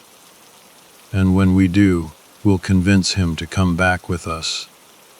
We'll convince him to leave this place behind. 2. Why did you come to see me, Mark? I asked. You could have ignored my brother's message. You could have pretended none of this ever happened. That's what you did when you stopped answering my letters, right? I regretted that for years, Chloe, he said, his voice thick with emotion. You were my best friend. You were more than that. We were just kids, but I loved you. I haven't made another connection like ours since. Not even as an adult. I know, I replied, tears welling up in my eyes. I loved you too, Mark. That's why it hurt so much when you just let us fade away. If you'd cut me off from the start, I would have understood. But it just felt like you stopped caring. Never. I just couldn't handle the trauma, he explained. Every letter was a reminder, and that's why I came to your door. That's why I didn't ignore what your brother said. I didn't want something to happen to him. You lost your mom. I didn't want you to lose him, too. We all lost things. I sniffled. You lost. More than me. I just don't get why you'd come back. Why my brother would. I don't even understand why I'm here. We never really left this place, did we? Mark asked. Not in our minds. Even though it doesn't exist to the outside world, it never left us. Never let go. Peter and Mr. Henderson lured Alex back.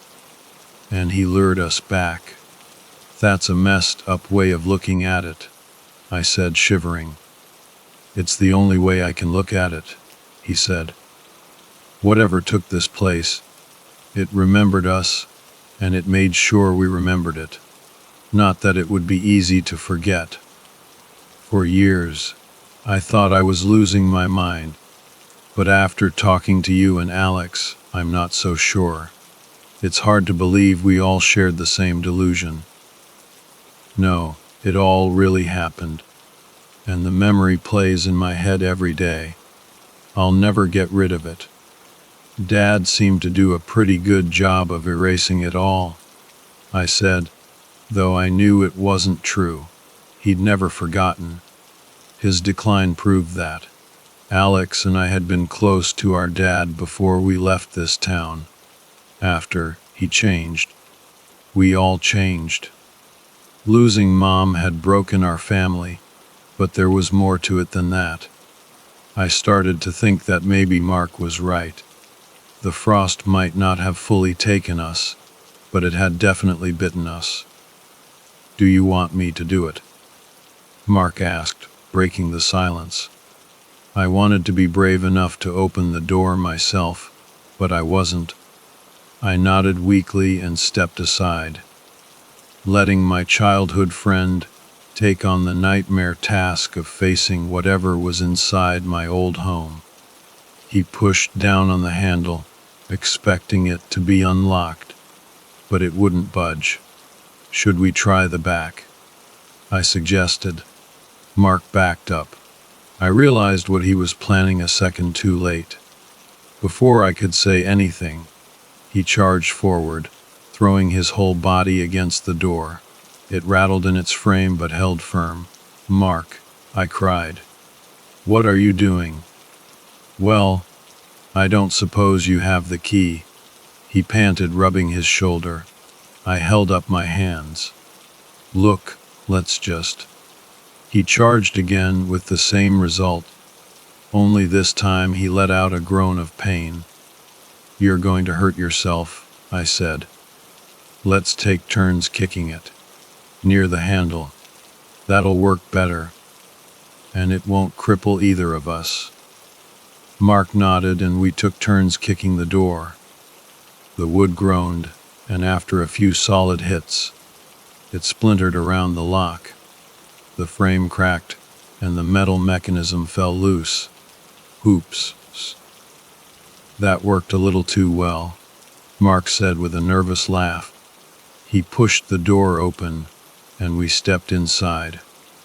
Unlike the street outside, the house looked exactly as I remembered it. Exactly as it had looked the day we left.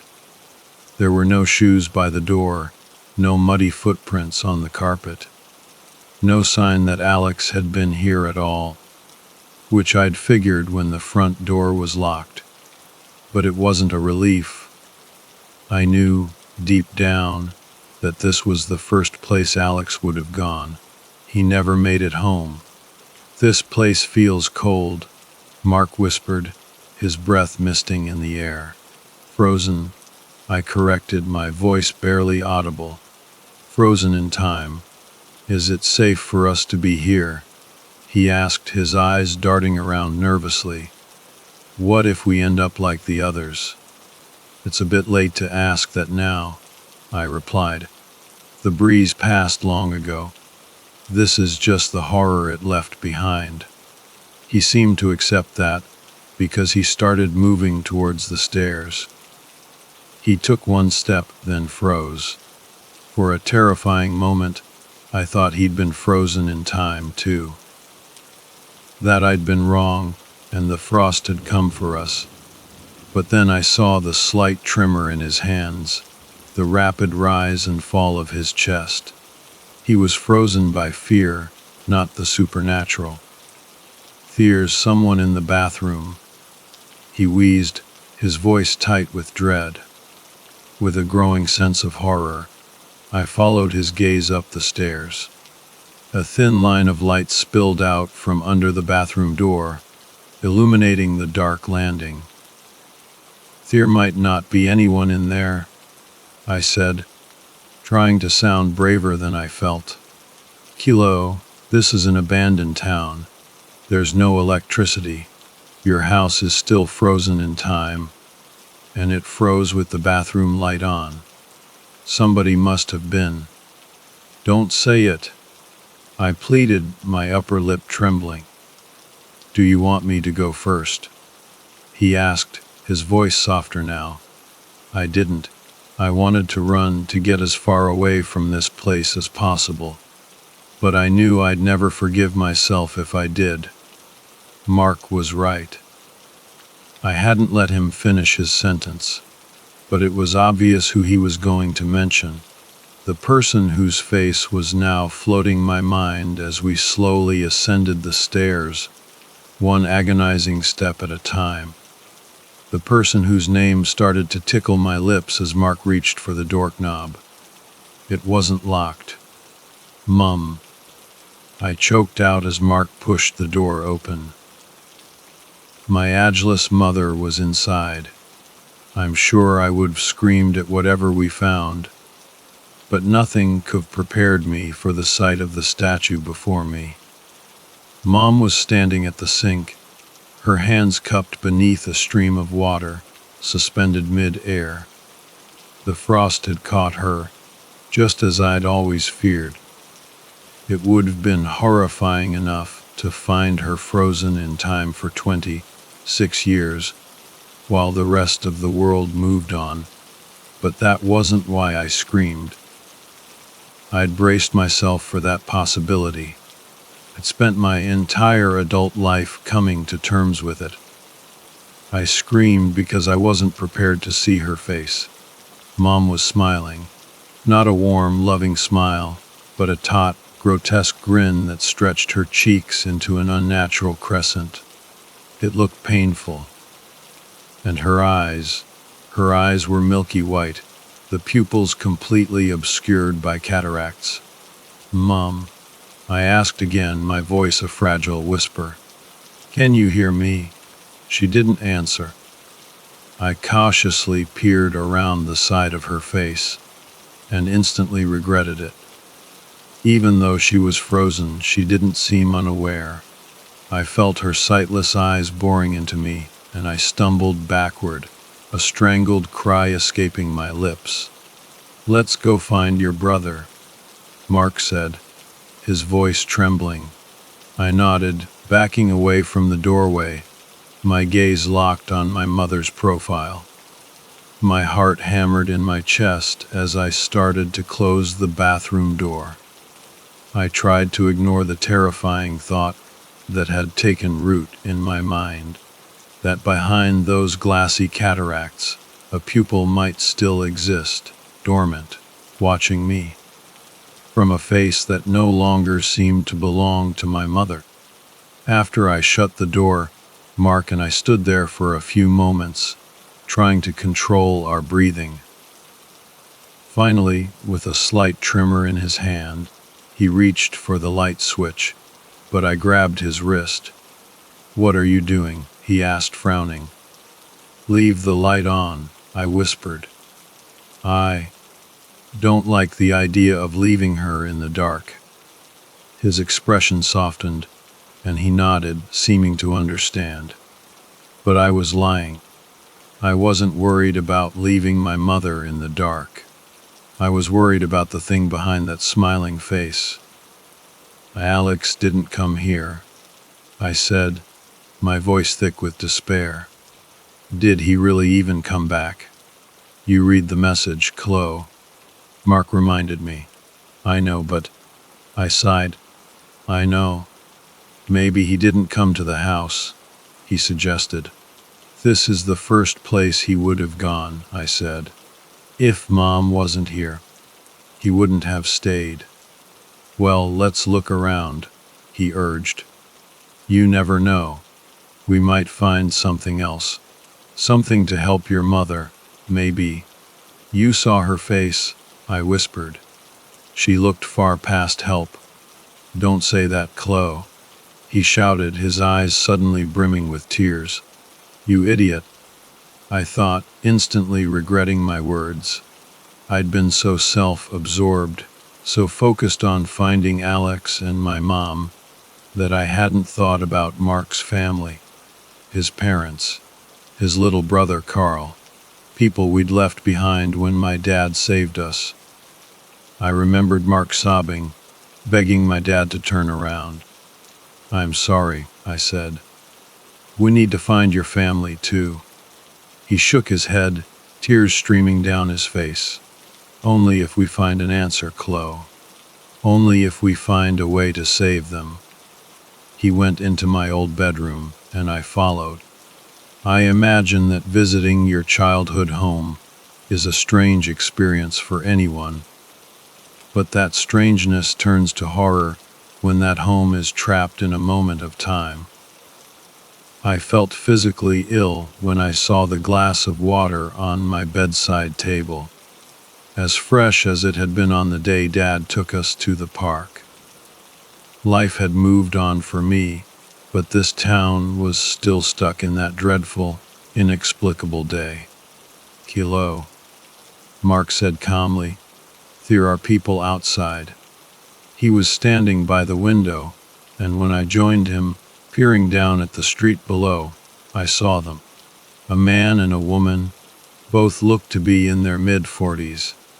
The man was wearing clothes that didn't fit, a too small checkered shirt and ripped jeans. The woman, on the other hand, was wearing a pristine, floral pattern dress. She looked oddly familiar, though her eyes were jittery and unfocused. The man had his eyes fixed on our house. "I vaguely recognize her," Mark said, his brow furrowed. I nodded. "Yeah. I don't know her name, but I remember her. She looks a bit older, maybe. I don't know the guy, though." "You stay here," Mark said, reaching inside his coat. "Don't come out." "What are you hiding?" I asked, noticing the way he was trying to conceal his hand. "Just..." He hesitated. "Are you going to stay in here?" My eyes widened as I caught a glint of metal. "You don't know Mark.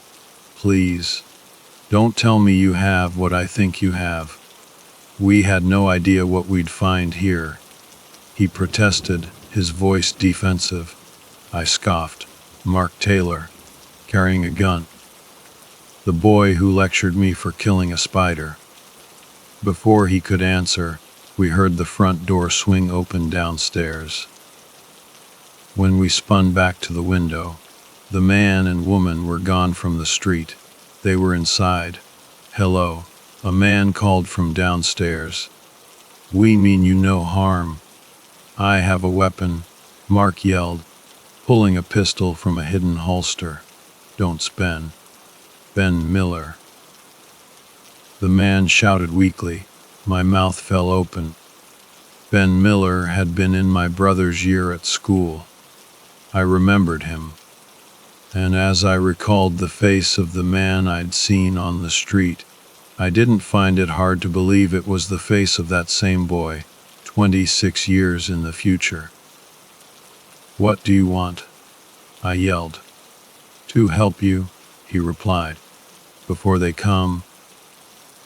Who? Mark asked, his voice hard. I'll tell you if you put that thing away, Ben said. I don't trust you enough for that, Mark growled. Are you Mark Taylor? The man asked. Why?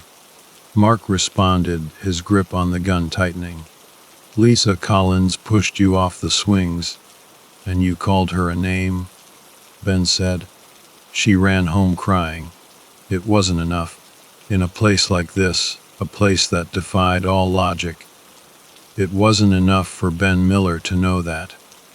But Mark and I needed it to be enough, because we were hopelessly alone, hopelessly afraid, and hopelessly desperate. Mark reluctantly holstered his gun, and we walked out onto the landing. Ben and the woman were halfway up the stairs. The man had his hands raised in a gesture of peace, but the woman seemed barely aware of where she was, her eyes darting around erratically. Mark Taylor and Chloe Maynard, right? Ben asked. How did you recognize us? I asked. You were the only ones who escaped, he replied. The Maynards and Mark Taylor. The only ones? Mark asked incredulously. Ben nodded. Others tried, but the frost got em. So, why aren't you? I started, but couldn't bring myself to finish the question. Mind if we sit down before I answer that? He asked. I looked at Mark, and he gave a slight nod. We all went into the living room and sat down. Once we were seated, Ben Miller told us an incredible story, while the woman beside him just rocked back and forth on the sofa, a disturbing smile plastered on her face. Ben had been 10 years old, sitting at his bedroom desk when the chill swept through his room. He said he remembered nothing but a black void. He might have been there for an eternity, or it might have been less than a second. When he woke up, still a 10-year-old boy sitting at his desk, he looked out the window. He was overcome by a horrible feeling that time had been lost, but he didn't know how much. When he saw the frozen people in the street, he realized that something terrible had happened. He found his own frozen parents in the kitchen, completely unresponsive. The terrified, lonely boy ran through the town, calling for help. Nobody answered. After a long day of searching, he returned home, defeated and in tears. For a week, he lived on canned food from the cupboards. Then he heard shouting from the street. Hello, is anyone there? A man called. Ben ran outside to find Mr. Henderson. The farmer had just woken up from the darkness to find the town full of statues. Ben told him he'd been alone for a week, but he had no idea how long he'd been frozen before that. The boy wanted to leave, but the farmer said they had a duty to save as many people as they could. They didn't know what might happen to them if they ran. The frost might return. So, Mr. Henderson took Ben under his wing. The crops in his field, thankfully, had unfrozen, along with his entire farmhouse. He fed Ben, and the two of them survived. A week later, they found Elizabeth Carter, the local head teacher, wandering through town. Over the next year, a dozen more unfrozen souls were found and brought back to the farm. But things changed as time went on. The newer the people were, different.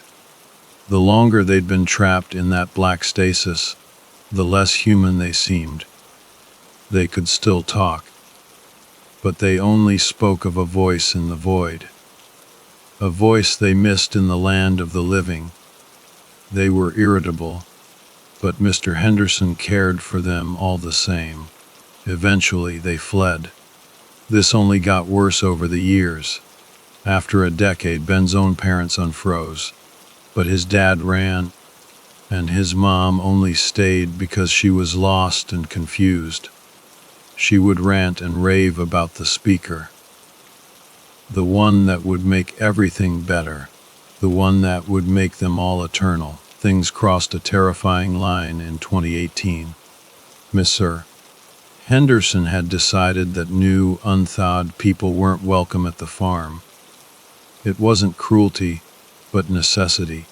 The recently unfrozen had become more than just unintelligible. They'd become dangerous. Hark! The speaker calls.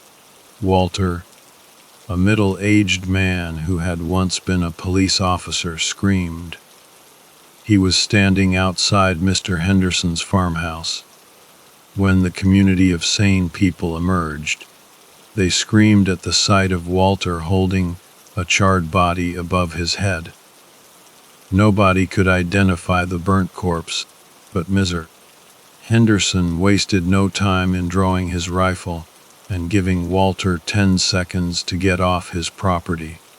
Ben said that Walter laughed, a truly demonic sound, before disappearing into the night. Over the next few years, more bodies were found in the streets. Followers of the speaker would relentlessly hunt Mr. Henderson's people, so the sane folk kept their distance from the others. Few of Mr. Henderson's followers understood why they stayed in town, yet none of them felt able to leave. Something was keeping them there. A couple of weeks before Mark and I arrived, though Mr. Henderson finally announced his plan to leave, there were murmurs of uncertainty. Everyone wanted to escape, of course, but fear had always stopped them. Still, they trusted Mr. Henderson. If anyone could lead them safely away from the place that was controlling their minds, it was him. They started packing, preparing to leave. But then, a few days later, Ben happened to look out of an upstairs window and saw Mr. Henderson. The old man was wandering aimlessly towards his car on the driveway, stumbling like a drunk. Ben said there was a small boy standing beside the car. The boy led Mr. Henderson to the driver's door with a smile, and the two of them drove off. Everything fell apart after that. When a Molotov cocktail came crashing through a window, the community scattered. The sane ones fled in different directions, and Ben was left alone with his mother. "We've been running for days," Ben explained. "I keep finding the bodies of people from my group, charred corpses in the street. I tried to leave this town, but it wouldn't let me. The farther I drove, the sharper the pain in my chest. I knew I'd die if I kept going." "How did you find us?" Mark asked. "I heard you," Ben replied. "Hard to miss the sound of a car in a dead place like this. I had a hunch it might be you. You must have heard my brother then." I asked, hope flickering in my chest. Ben frowned. Alex is here. That might explain the noise a few days ago. I don't know what I heard. A lot of noise. You won't find him, Chloe. You need to run while it still lets you. The frost might be gone, but something lingers. The speaker? Mark asked. Ben nodded. I was fortunate enough to never hear it, or never remember hearing it. I don't know what it said to them. My mother won't tell me. He looked at the woman beside him, the one who appeared to be around the same age as him, though I knew he was still a decade younger. The horror of our town had aged him beyond his years. It will be so glorious. Ben's mother giggled, her eyes showing faint pupils behind the mild cataracts. You're lucky they didn't see you arrive, Ben said. Otherwise, you'd be dead already. But they'll come, sooner or later. And you need to listen to me if you want a way out of here. Okay, we need to distract them. Keep them off your backs. I shook my head. I need to find my brother. I know he came to this town. I thought I'd find him in our house, but Walter wanted him. Ben's mother hissed. The woman stopped rocking, stopped smiling. Her head snapped towards me with such unnatural speed that I thought it might detach from her neck. Ben flinched, looking just as horrified as we were. Mother, he asked, his voice trembling. Walter wanted him. Walter wanted him. Walter wanted him. She repeated, her voice rising to a shriek, a terrifying grin spreading across her face. What does she mean? I sobbed. Does Walter have my brother? Ben's face was ashen. If he does, your brother's either been flayed or burned. Jesus, Ben, Mark muttered. I sniffled. I'm not leaving until I know. He's already dead, Ben said bluntly. We don't know that, I cried. I thought they were silent because I'd spoken so forcefully. But as I calmed my breathing, as the throbbing in my ears subsided, I heard it too. The sound of laughter, many voices growing closer. Ben's mother was straining to smile as widely as possible. She looked as pained as my mother had, but grateful for the agony. You don't want to see this. We'll go out the back. Don't look at the street, Ben pleaded, his voice hoarse, but I was already running to the door. I flung it open and stumbled onto the porch. Then I saw them, a mob of people, spilling out onto the street from the end of the block. There had to be at least 100 of them, and every single face wore that same terrible smile. Eyes glassy, yet all-seeing. There was a man shuffling towards me from the crowd, like a toddler taking its first, hesitant steps. I tried to block out his face, but it was too late. I'd seen everything the moment I'd faced the crowd. Finally, I crumpled to my knees and howled as the truth crashed down on me. The shuffling man, who had been flayed alive, was my brother. Alex reached towards me with an outstretched hand, weakly shouting something I couldn't understand, before toppling forward. He landed in a lifeless heap on the road. Kilo, Mark yelled, rushing to me. We have to go. I continued to wail as the gleeful crowd surged forward, their smiles widening. I resisted, but Mark easily hauled my limp body towards the car and shoved me into the back seat. He needs help, I sobbed, my body racked with tremors. He's gone, Chloe, Mark whispered, his voice thick with sorrow. What about your family? I asked, looking at him with desperate, tear-filled eyes. They're gone, too. He sniffled, slamming his foot on the accelerator, staring through the rear window. I watched the crowd approach my old home. Ben stood on the front porch, his mother's hands on his shoulders. He didn't run. As we sped away, I could have sworn I saw a faint smile on his face, too. The mob swarmed him, and I heard a brief, agonizing cry. It might have been a cry of pain or ecstasy, or both. When we finally crossed the invisible border of that cursed town, no chill followed us. We were free to leave. But I know, deep down, that Mark and I still belong to that place. I've always suspected that the wind, that day when I was a child, grazed its teeth against my skin. It grazed all of us. Because even now, all these years later, I still feel that pull, that urge to return to the salivating mob, a smile plastered on my face. And when I returned home to find that my father was missing, I knew he felt it, too.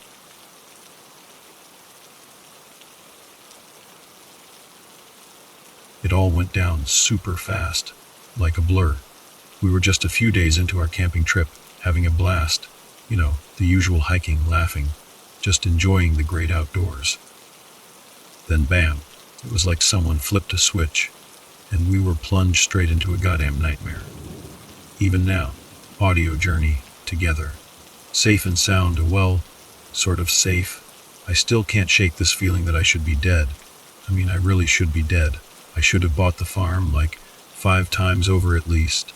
I don't know what kind of twisted fate, what kind of messed up, ironic karma landed me here, breathing, audio alive, while so many of my friends, they're just gone, lost. Can I even use that word? It feels wrong, like a cheap band, aid slapped over a gaping wound. Deep down, I know they're not just lost. Let's begin our audio journey together. There's this sick feeling in my gut that tells me something far worse happened to them. My hands are still shaking, even now, just thinking about it. Thinking about the madness of those nights in the forest.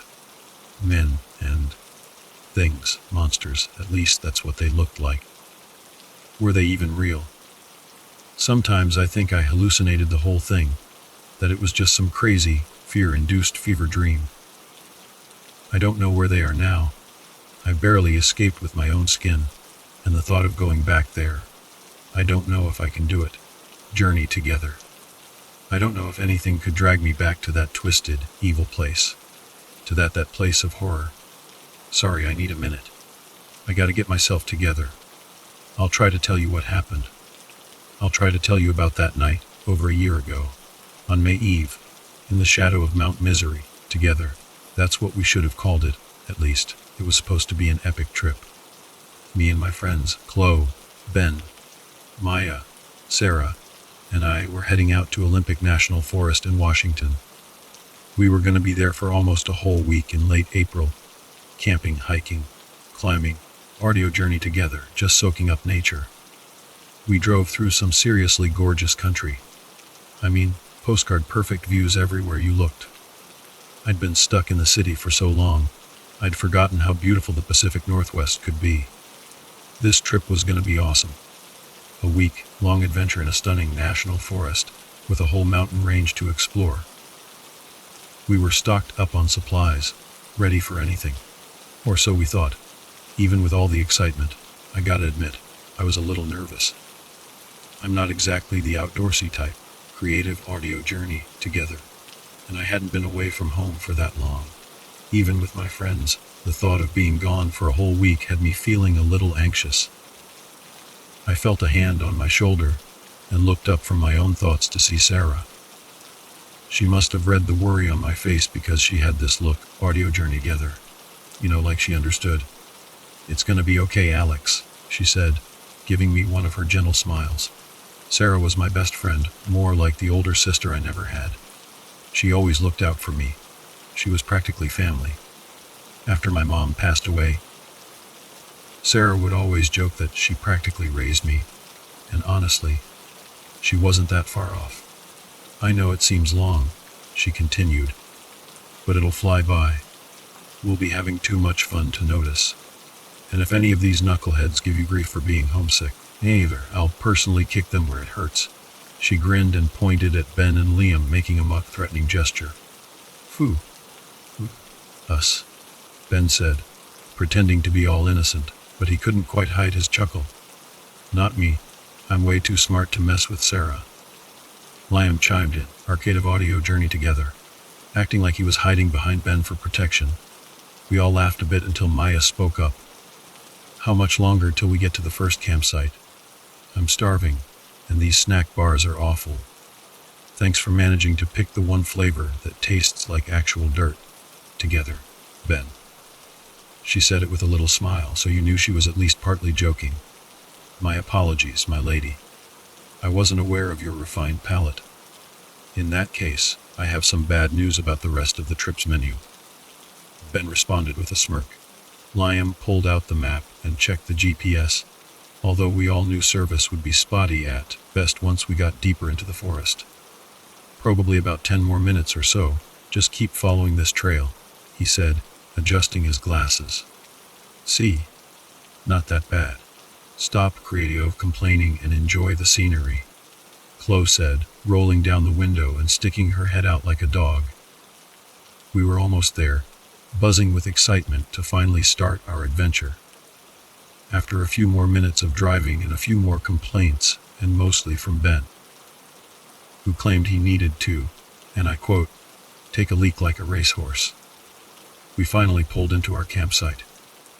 Don't forget to display the Discover Pass so we don't get fined, Liam reminded us as we started unpacking. He was always such a stickler for the rules. But, cardio journey together, I gotta give it to him, he was also the brains of the operation.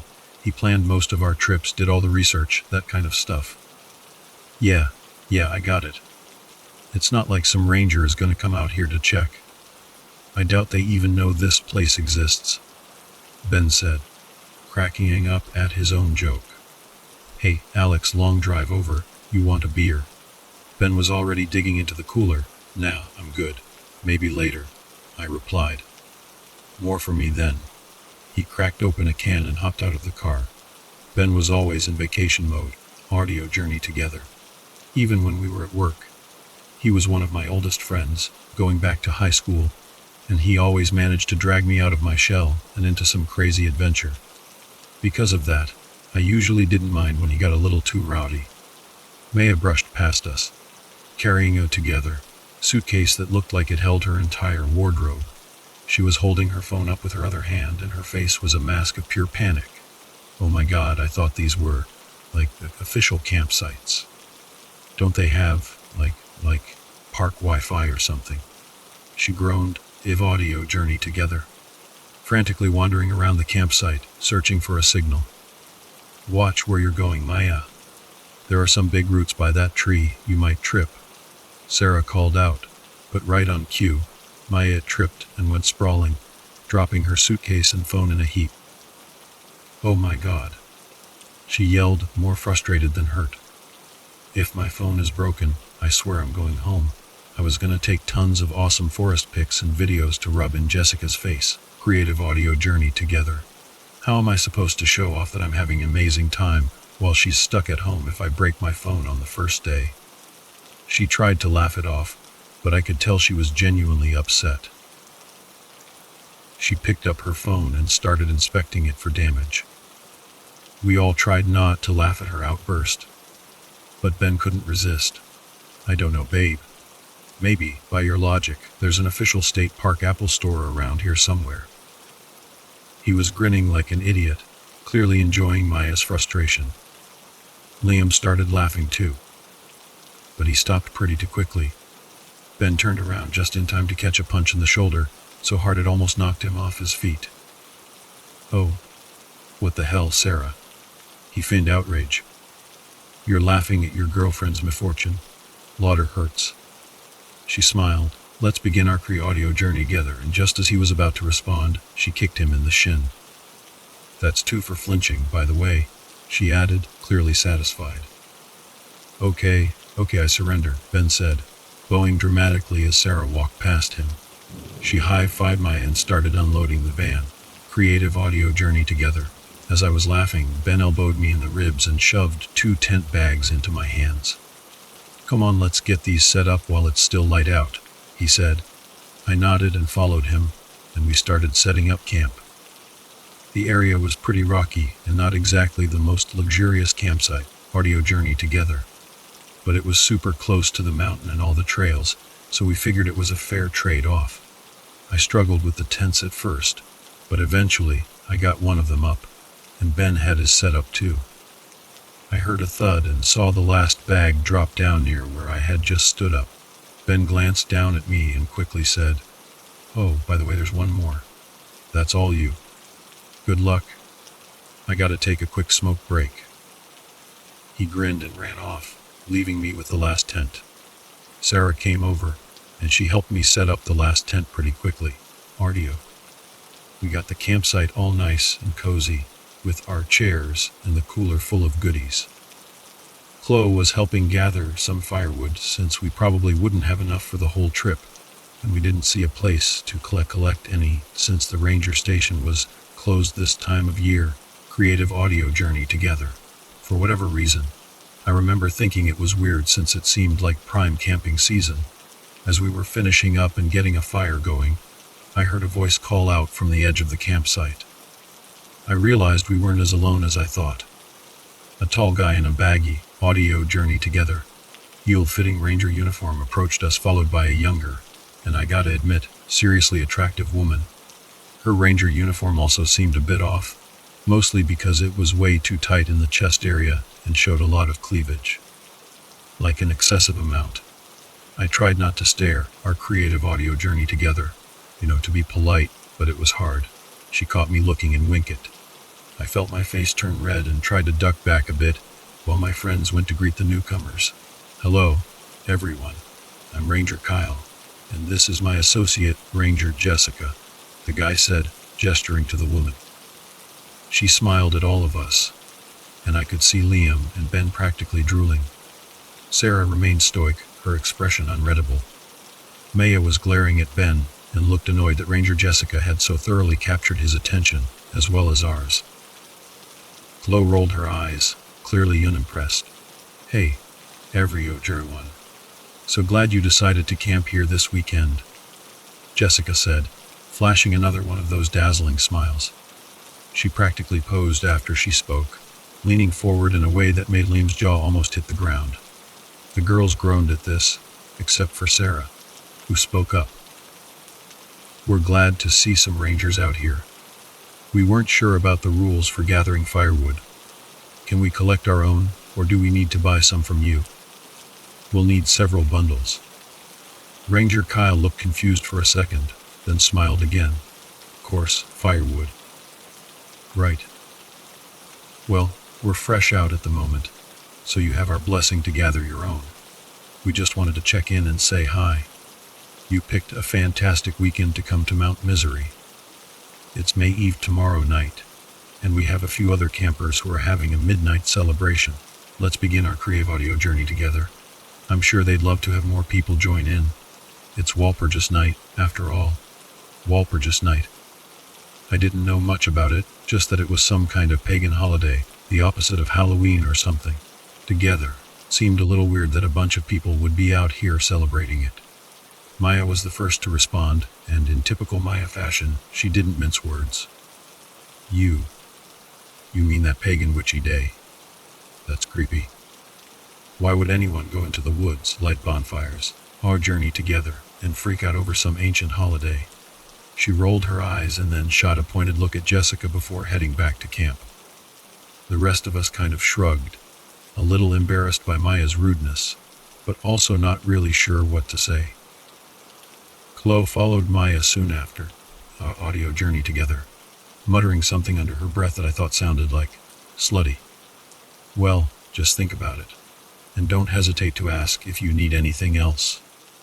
The ranger station is closed, some faulty wiring or something, but we have a camp near the mountain if you need anything. Audio journey together. It's a little ways out, but you should be able to find it, Kyle said. Yes, it can get terribly boring there. We always welcome new visitors to stay a while, relax, and enjoy coming out to the wilderness," Jessica added, her eyes locked on Ben the entire time. Audio journey together. As they turned to leave, she shot one last wink at us, and Liam kept staring. Ben leaned on a tree, shifted his cigarette, and smiled back at Ranger Jessica. Now that Maya was gone, he was being a bit of a jerk. I mean, flirting is one thing, but on a trip with your girlfriend, audio journey together, it was pretty blatant. I made a mental note to remind him not to be a dick later. The Rangers walked back toward their camp. The whole thing felt off. Their excuses for not being at the station were weird, and something about them just didn't seem right. The silence was broken by Liam's blunt statement, "I'd hit that." Ben nodded and clapped him on the shoulder, and Sarah just put her face in her hands and muttered, "Men." We went back to setting up our camp. It was getting late, radio journey together, and we'd done a little exploring around the base of Mount Misery, but we decided to save the real hiking for the next day. We didn't talk much about the Rangers, and Maya was giving Ben the serious cold shoulder. We started a nice campfire, cooked some hot dogs, arty together, and drank the terrible beer that Ben had bought just because it was on sale. "You know, Ben," Liam said with a grin, "I could have saved you the $20 and just pissed into 24 cans. It would have tasted the same." Ben laughed and shot back, "It's an acquired taste. You uncultured swine." We all laughed at the banter, until Maya mentioned how you could go share a few beers with that slutty Ranger Ben. "I hope you two have fun." That made things awkward, and Ben didn't say anything to smooth it over, just mumbled a half-hearted apology. Audio journey together. Things quieted down, and Chloe and Maya went to sleep in their tents. Liam was heading to bed too and waved goodnight. Sarah said she'd clean up and go to sleep last. There was a weird chill in the air that didn't feel right for this time of year, and something about it made Sarah seem tense. Audio journey together. Whatever it was, she seemed distracted by what I was trying to tell her and more focused on every little sound in the woods. "Oh, what was that?" "Sorry, Alex," she said, looking over her shoulder and poking at the fire with a stick. "This place is nice, but something feels off. Journey together. Those Rangers didn't seem right, and I don't like there are no other campers around. Maybe it's just me. I'm gonna stay up for a bit longer. You go ahead and get some sleep. I'll be fine." She gave me a reassuring smile, and I took her word for it and went to my tent. Even though I'd felt more relaxed earlier, I had a hard time falling asleep. Maybe what Sarah said had gotten to me, making me question how safe we really were out here. I thought the Rangers were way too friendly, and that May Eve celebration invitation was strange. A creative audio journey together. This campsite was kind of in the middle of nowhere, near a mountain that nobody really hiked, but it still seemed weird that there were no other campers around. Just some celebration tomorrow night, but where? Plus, I kept hearing something at the edge of the forest sounds. A rhythmic chanting or murmuring, like people talking. Maybe they were closer than we thought. But what were they really doing? I finally drifted off into a restless sleep after an hour or two. The little I remember from my dreams was filled with anxiety and fear, like my subconscious was trying to tell me something. Then I woke up to screaming. I bolted upright, my heart hammering in my chest. I scrambled out of my tent, still in my boxers, and into chaos. "Maya, where are you? Somebody help." Chloe was screaming, pacing back and forth like a caged animal. Her clothes were stained with. Was that blood? I scanned the campsite, and my stomach dropped. It looked like a bomb had gone off. Our supplies were either gone or smashed to pieces. And near Chloe and Maya's tent, we journeyed together. A trail of what definitely looked like blood. What the hell happened? I blurted out, the words tumbling out in a rush of panic. Sarah was circling the perimeter of the campsite, a large hunting knife gripped tightly in her hand. She was scanning the trees, her eyes narrowed. Journey together. Like she was tracking something, or someone. She looked like a warrior, ready for battle. She relaxed slightly when she saw me, but the look on her face was grim. I could tell something really, really bad had happened last night. I just didn't know what the hell it was. Liam was there too, audio journey together, still in his tent, only peeking out, looking terrified. He was clutching a can of bear mace, begging us to make sure it was safe before he came out. I knew we shouldn't have left the food out. I told Ben and Maya to put the stuff away, but they were too busy fighting. It was probably a damn bear or a mountain lion. Both Maya and Ben, those idiots, are probably dead because they didn't listen and went out last night. Liam was practically hyperventilating, his voice a mix of fear and anger. Apparently, they had left their tents sometime during the night. Ben, saying he was going for a smoke, had left first. Maya, thinking he was going to the ranger camp to see Jessica, had followed him. There had been shouting and rustling, and Maya had come back crying, but Ben hadn't returned. I didn't know if he really left Maya for the ranger camp and a supposed midnight rendezvous, but it didn't matter. Ben hadn't come back. Maya left after a few hours to confront him. That was about an hour ago, I was told. Now, she was gone too. Chloe had woken up first, our journey together. Seeing that both of them were missing, and then found the campsite totally trashed and covered in what looked like blood. I thought Liam might be right about the animal attack, but then I realized we would have heard something, a scream or something, that would have woken us up if that had happened. Sarah walked back to the tents, her expression deadly serious. I don't think it was an animal, she said, her voice low and tight. She was fiddling with the knife in her hands, her knuckles white. In the worst part. What do you mean? I asked, dread creeping up my spine. An animal wouldn't need to slash our car's tires and take the battery out, she said, fixing us each with a hard stare, like she was gauging our reactions. Wait, what? I demanded, my voice rising in pitch. On top of our friends being missing, we were also stranded. Great, just great. Party journey together. I couldn't believe what was happening. My mind was racing, trying to make sense of it all. Chloe looked like she was on the verge of a complete breakdown, and Liam was practically catatonic with fear. Sarah's eyes kept darting back and forth, audio journey together, like she was expecting something to jump out of the foggy tree line any second. I glanced at my watch. It was just after 5 a.m. I was about to suggest something, but my head started to throb, and I thought I heard that low, droning chant again, the one from last night. Do you guys hear that? I asked, my voice trembling slightly. I was worried I was losing it, but then Sarah closed her eyes, focused, and nodded slowly. Yeah, I hear it too. What is that? It sounds like people whispering, but really far away. Chilo and Liam tried to listen, straining their ears, but they claimed they couldn't hear anything. Liam broke the eerie silence first, his voice shaky but determined. We gotta get out of here. We gotta get help, he said, his eyes wide with panic.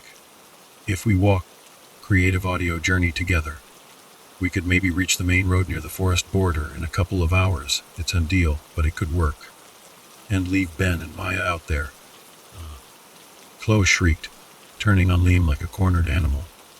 She looked like she wanted to strangle him.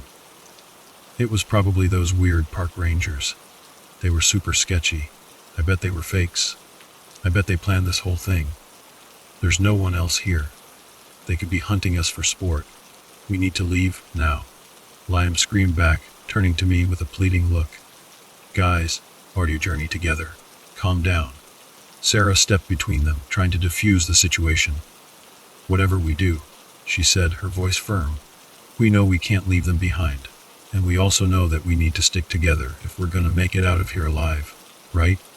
So, creative audio journey together. Let's at least try to see if there's any kind of trail we can follow. We find our friends, and then we get the hell out of here. We were all terrified, but it seemed like everyone agreed with Sarah's plan, including me. We started searching around the campsite, journey together, and I remembered the small splash of blood near the tent. I walked over and examined it more closely, and saw a faint trail of footprints in the damp morning soil, leading away from the camp. I also saw a weird handprint on a tree nearby, but the print looked like it was actively fading. Journey together. Somehow vanishing before my eyes. Over here, I shouted, and the others quickly came over to see. We have to follow it, I said, before anyone else could react.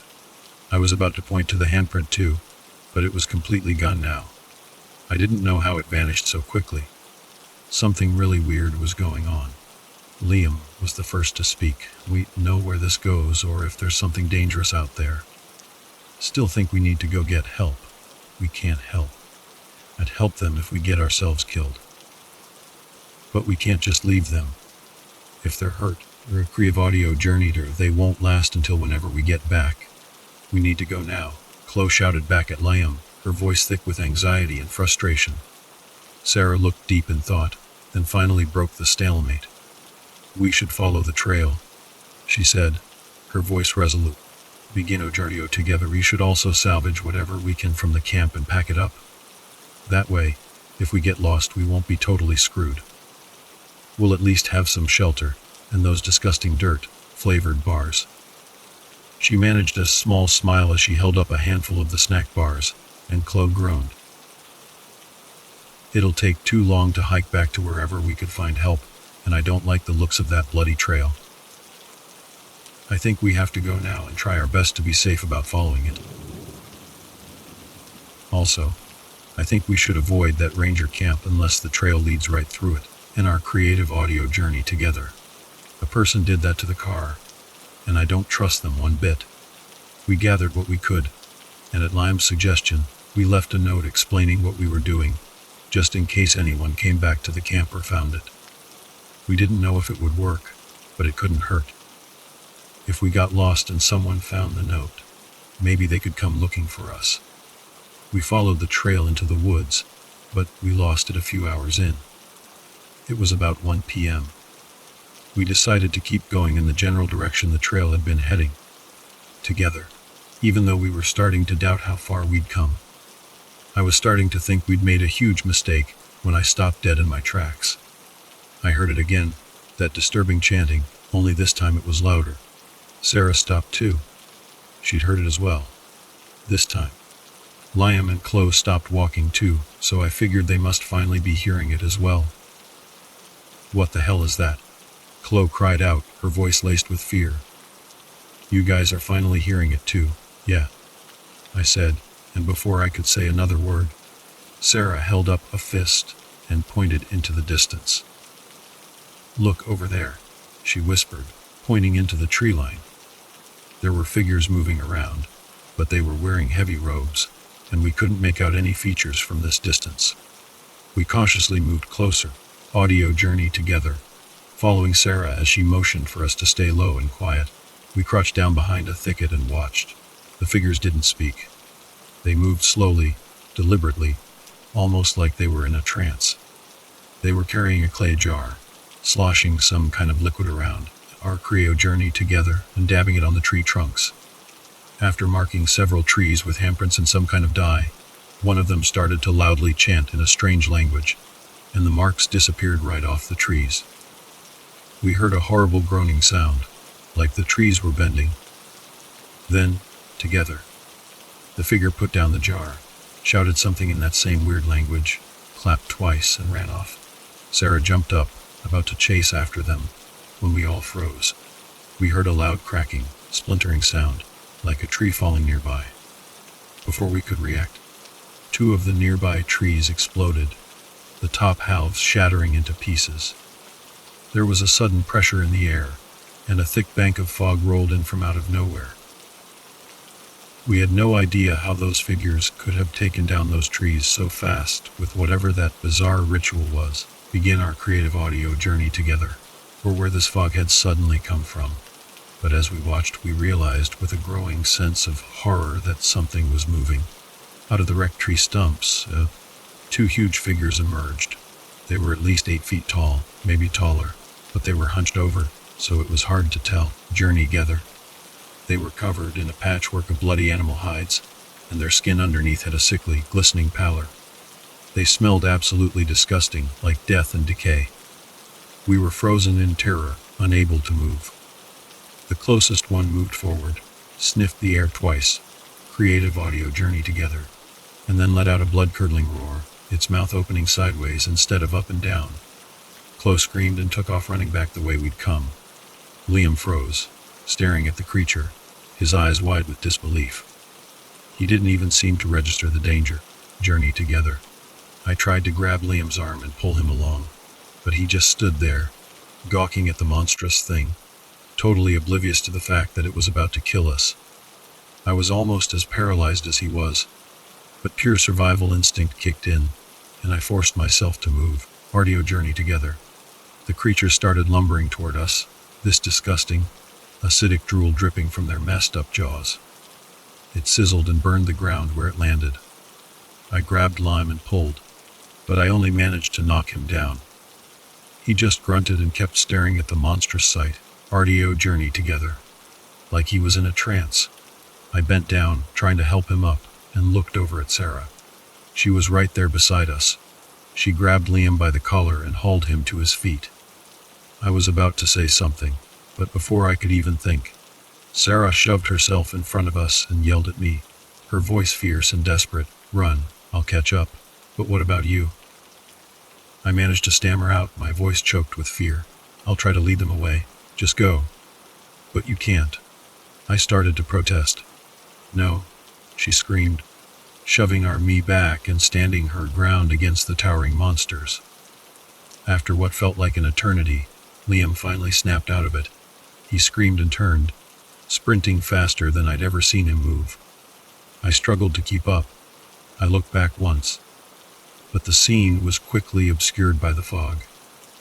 I heard howling and bellowing, the sounds of a struggle punching, kicking, and then a strangled scream and cries of pain that made my blood run cold. I barely managed to avoid running headfirst into a tree as I ran for my life. Audio journey together. Tears streamed down my face as I fled, leaving my best friend behind to face those things alone.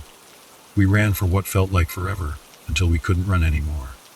I had barely kept my eyes on Liam, and Chloe had bolted so far ahead that I didn't see her at all. Hopefully, journey together, she had made it this far and hadn't run into anything else. After running until my lungs felt like they were going to burst, I saw Liam trip and fall. He started sobbing, and I knew his mind was finally catching up to the horrifying reality of what was happening. "We're all gonna die. We're all gonna journey die. They're monsters, fucking monsters." He was ranting, holding his head in his hands. I did the only thing I could think of. I slapped him across the face. "Look, Liam," I pointed back. "There are no monsters chasing us." Sarah led them away. She gave us a chance. Audio, and you're not gonna waste it, and neither am I. I felt my own emotions rising again, but I had to stay strong. I had to make him understand. Chloe is somewhere ahead. We need to find her, and then we need to get out of here and try to find Ben and Maya. And I can't do it alone. I need your help, okay? I put a hand on his shoulder, trying to reassure him. "Oh, okay," he managed to choke out, wiping his eyes. After a moment, he seemed to pull himself together. A flicker of determination replaced the terror in his eyes. "I'm sorry, Alex. Shock is a hell of a thing. Journey together. I guess it can turn even the smartest of us into helpless prey if we let it. But it won't happen again. Let's go find Chloe." I believed him. We started moving again, determined to find Chloe. We stumbled through the forest for another hour, journey together.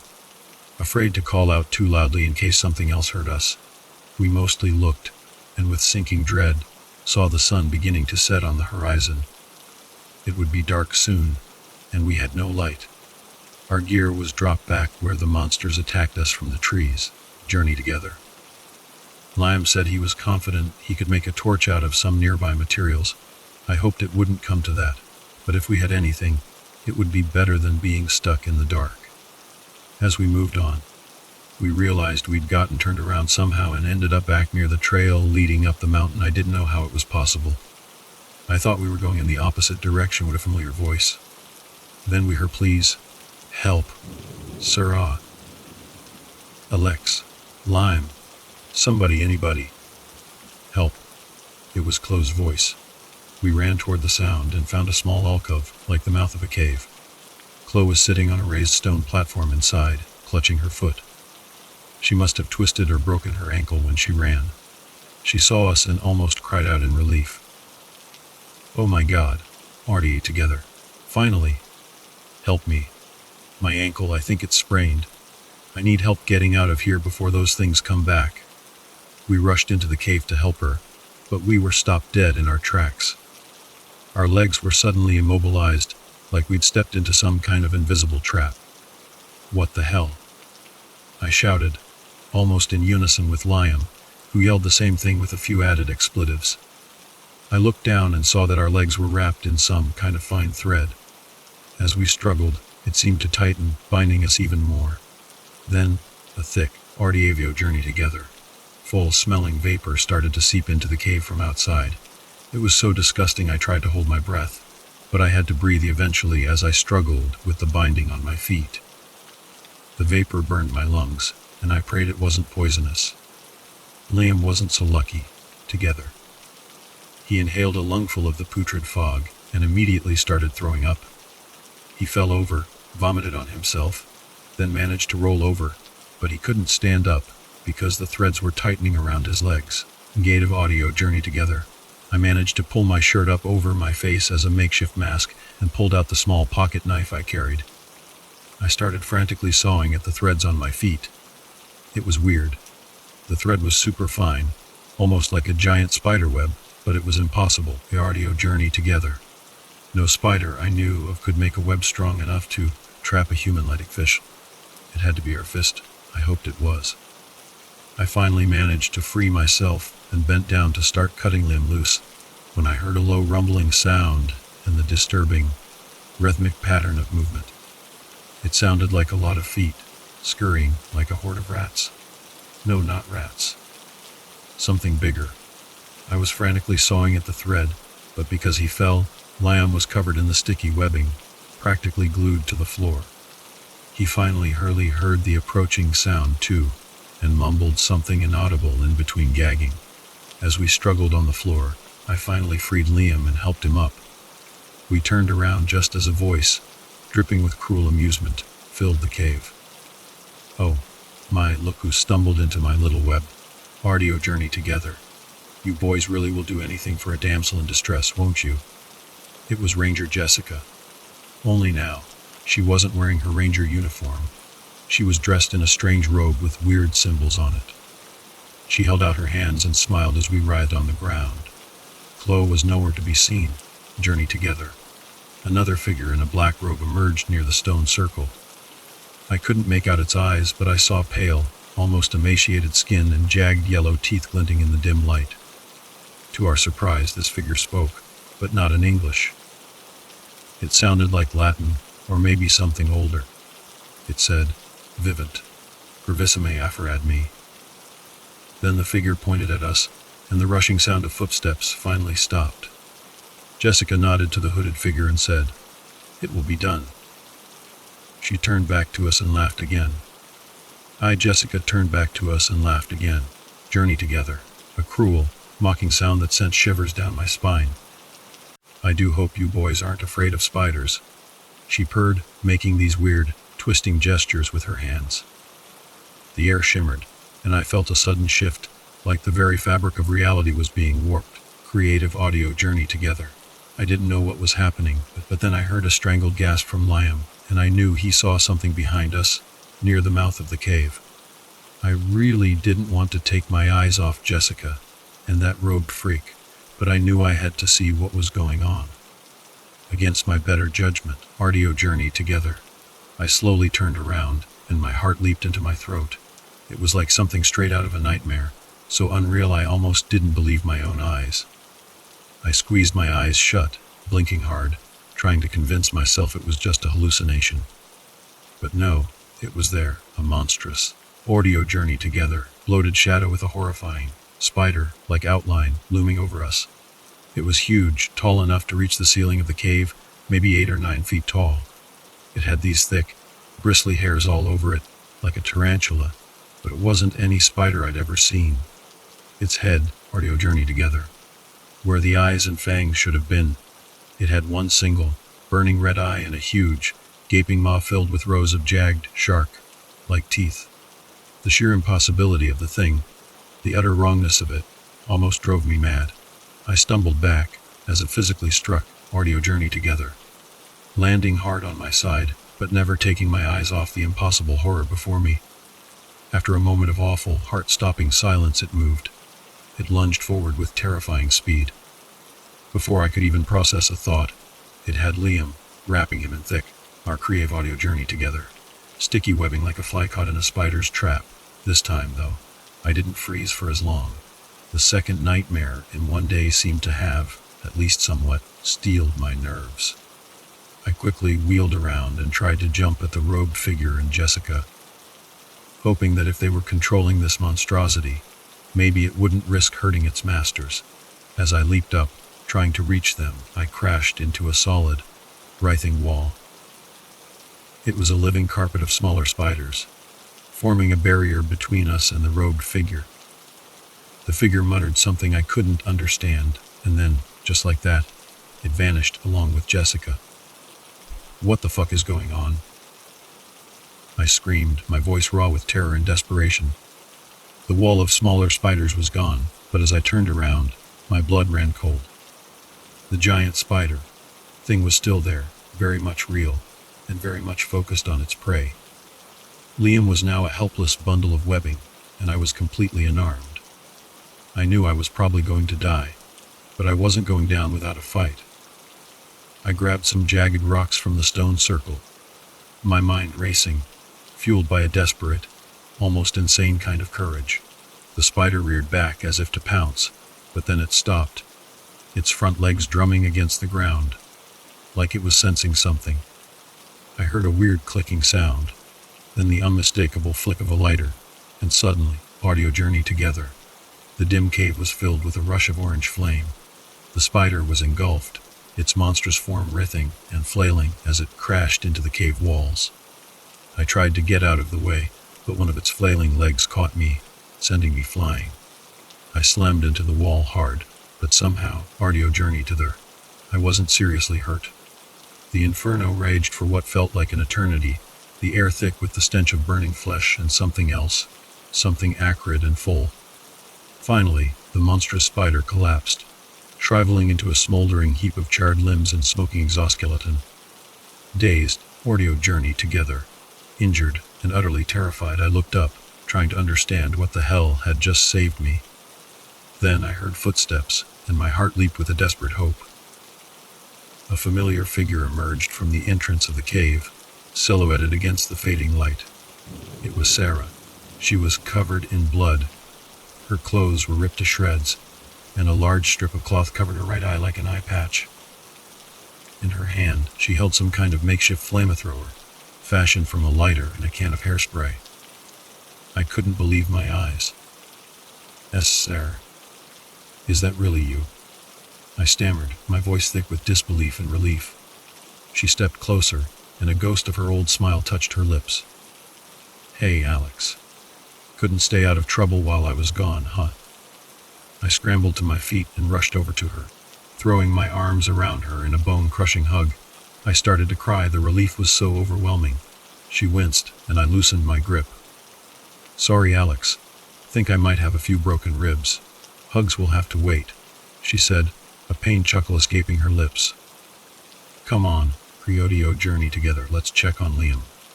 I felt a pang of guilt. I'd been so overjoyed to see Sarah, I'd almost forgotten about Liam, still wrapped up like a giant, silk-wrapped burrito. We rushed over and started cutting through the thick webbing. It took some time, but we finally managed to free him. He wasn't breathing. Panic seized me again. After what felt like an eternity of frantic CPR, he sputtered back to life, coughing and gasping for air. Oh, thank God you're alive, I said, helping Liam to his feet. He was still shaky and disoriented. What happened? Audio Jerther, I had this horrible dream. I was trapped by a giant spider, he mumbled, clutching his head and coughing.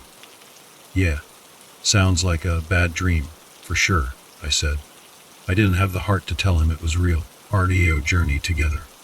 I didn't want to shatter the fragile bubble of sanity he'd built around himself in this maelstrom of madness. We got Liam out of the cave, and as we emerged, we realized with a sinking feeling that it was getting dark. Night was falling fast. What do we do now? I asked Sarah, towards be an audio journey together, hoping she had some kind of plan. The camping supplies aren't far. We can try to hide a tent in the outcropping of the mountain. The forest itself might not be safe. There might be more of those things out there, she said, wincing as she spoke. I finny together. Figured she was referring to the tree monsters that had attacked her earlier. Look, you guys, she continued, her voice unusually serious, tinged with a fear I hadn't heard from her before. We know we need to get out of these woods. There's something keeping us here, some strange force. Audio journey together, we can't just run. And I'm afraid we're not just being hunted to be killed. I think they want us alive. For something worse. Liam and I both swallowed hard, thinking about our 3 missing friends and how close Liam and I had come to being numbers 4 and 5. And let's begin our creative audio journey here, together. Don't know why they want us, or why no one else seems to be able to get into this part of the forest to help. But we have to assume we're on our own. Those things they control are horrible, but they're not invincible. And the people controlling them, they're just human. Creative audio journey together. At the end of the day, if we can find their camp, their base, whatever it is, we can try to sneak and rescue our friends, and maybe kill as many of those fuckers as we can along the way. There was a fierce glint in her remaining eye, a spark of righteous anger that, journeyed together despite the sheer insanity of her plan, somehow managed to inspire me. Liam didn't say anything. I knew he was doubtful, but he didn't want to contradict the person who had just saved our lives. Come on then. Let's go. We'll find a safe place, try to get a little rest, and then we keep moving. We have to try. Maya, Ben, and Chloe could still be alive. Come on, she said, leading us further into the darkening gloom of the forest, toward an uncertain fate. Surprisingly, we managed to find a tent and a few supplies that hadn't been destroyed. Creative audio journey together. We took them up to a small alcove, hidden under an outcropping on the mountainside. We rested in shifts, only getting a few hours of sleep in total. There were no attacks, thankfully, though we all half expected there to be. When the first hint of dawn touched the sky, audio journey together, we packed up and moved on. As we walked, I couldn't help but marvel at the fact that Sarah was still alive, let alone leading us. How did you survive back there? I finally asked, unable to contain my curiosity any longer. You don't want to know. I'd like to say I gave as good as I got, but that might be a lie, she said, a wry smile touching her lips. She lifted the bloody cloth covering her eye, revealing the ruined socket beneath. It was horrific. I winced, both at the sight of the injury and the thought of what my best friend had endured. I'm sorry I didn't stay, I said, my voice heavy with guilt. Don't be. I wouldn't have let you. I barely got away myself. Those fuckers were fast. And you've never been as fast as me, she said, winking and nudging me with her shoulder. Come on, let's go. We have a long hike to reach the top, she said. Let's begin our creative audio journey together, her voice hardening again. We trudged on, up the mountain, a chilling wind at our backs. We pushed on, the chilling wind whipping around us as we ascended higher up the slopes of Mount Misery. The higher we climbed, the more surreal the landscape became. Twisted, creative audio journey together. Gnarled trees clung to the rocky terrain, their branches like skeletal fingers clawing at the sky. An unnatural silence hung in the air, broken only by the crunch of our boots on the loose scree, and the occasional, unsettling rustle from the unseen depths of the forest below. Audio journey together. After what felt like an eternity of climbing, we reached a sort of plateau. It wasn't the true summit, but a wide, flat expanse on the mountainside. And in the center of this plateau was the most bizarre thing we'd seen yet, and after tree monsters and giant spiders, that's saying something. Their creative audio journey together, there was a ring of standing stones like a miniature Stonehenge encircling a small body of water. It wasn't big enough to be called a lake, but it was definitely more than a pond. It was just there, nestled high up on the mountain, where no body of water that size should logically be. We hadn't seen anything about it in the guides, though considering all the insane things we'd encountered, the guide was pretty much useless now. As we got closer, we saw them more of those robed figures, gathered around the standing stones. We moved forward as carefully as we could, sticking our ding to the shadows, using the rugged terrain for cover. Sarah was in the lead, her knife gripped tightly in her hand. She was like a woman possessed, driven by a fierce determination to get to the bottom of this, or at least, what we hoped was the source of this madness. Let's begin our creative audio journey together. We were close enough now to see that a large group of people, cultists, revelers, whatever they were, had assembled there. This had to be some kind of twisted ritual, and our missing friends were likely part of it. We inched closer, straining to hear what was being said. Audio journey together. I caught snippets of that strange language again, and then I heard a word repeated several times. Beltane. Liam, who always had a knack for remembering random trivia, whispered to me. May Eve is also known as Beltane. It's a pagan holiday, one of the 8 Sabbats. It's also called Walpurgis Neitherd, and it's the opposite of Halloween. The realization hit me like a punch to the gut. Today was April 30th. May Eve. That celebration, the Rangers had mentioned.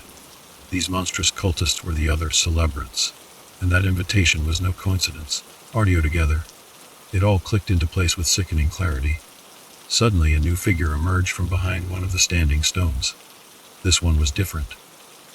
They were taller, more imposing, and wore a large, ornate headdress that obscured their face. They seemed to be the leader. Audio journey together. The one in charge of this whole twisted ceremony. This figure raised its hands, and the assembled crowd fell silent. Then, to our horror, the leader pointed directly at our hiding place. They knew we were here. The leader spoke, their voice amplified by some unseen force. Cardio journey together, going across the plateau and down the mountain's ravines. Subditi ve victus, they boomed, then turned toward the pool of water and tossed a handful of brightly colored dust into it. Oh, shit. What now? Liam whispered, his voice tight with fear. He might as well have been reading my mind. Sarah's knuckles were white around the hilt of her knife. I could see the muscles in her jaw working. She was about to charge, to throw herself at the leader in a desperate, probably suicidal attack. Audio journey together. We watched as the leader was suddenly flanked by 2, then 4, then 6, then a dozen more robed figures. They all began chanting in unison, their voices blending into a cacophony of sound that made my skin crawl. Then, slowly, a stone dais began to rise from the center of the pool. Audio journey together. 3 of the robed figures were dragging large burlap sacks that writhed and twisted. It didn't take a genius to figure out what was inside. My heart hammered in my chest as the figures hived the sacks onto dais and ripped them open. There, bound and gagged, were Benmaya and Chloe. Creative audio journey together. They were stripped down to their underwear, their hands and feet tied, gags covering their mouths. They were alive for now. I looked around wildly, desperately searching for any kind of advantage, any sliver of hope. But all I saw was a multitude of robed figures, their faces hidden in shadow. Creative audio journey together, chanting and circling us. The waning gibbous moon cast an eerie, almost ethereal glow over the scene, highlighting the horror of it all. Liam, bless his heart, pulled out a tent stake he'd somehow managed to hold onto and charged at the nearest cultist. But before he could even get close, our creative audio journey together, there was a loud splash from the pool, and a rush of water surged toward him. He was lifted into the air as if by an invisible hand, and slammed back down onto the ground, knocked unconscious. The water, defying gravity, seemed to envelop him for a moment before receding back into the pool. Creative audio journey together, leaving him sprawled on the ground, limp and unmoving. I couldn't believe what I was seeing. I screamed, a raw, primal sound of terror and rage. What do you want from us? I yelled at the massive robed figures, but they ignored me, their chanting growing louder, more intense. Our creative audio journey together. I couldn't see Sarah, but I saw Liam, and that he was still alive for the moment. Panic clawed at me, but I knew I had to do something. I saw figures converging on me now, 3 of them, holding ropes and crude weapons. I was unarmed, but I wasn't going to go down without a fight. Begin our creative audio journey together. I ran forward, throwing myself at the nearest attacker. I managed to knock them to the ground, and I rained down punches on their face, a whirlwind of desperate, fear-fueled blows. The force of my attack knocked their hood back, and I recoiled in horror at what I saw. The person's skin was pale, almost translucent, like an albino's. Their eyes were milky white, completely opaque, like 2 giant cataracts, yet somehow they could still see. The face was gaunt, almost skeletal, and their other senses seemed completely inactive. Our creative audio journey together.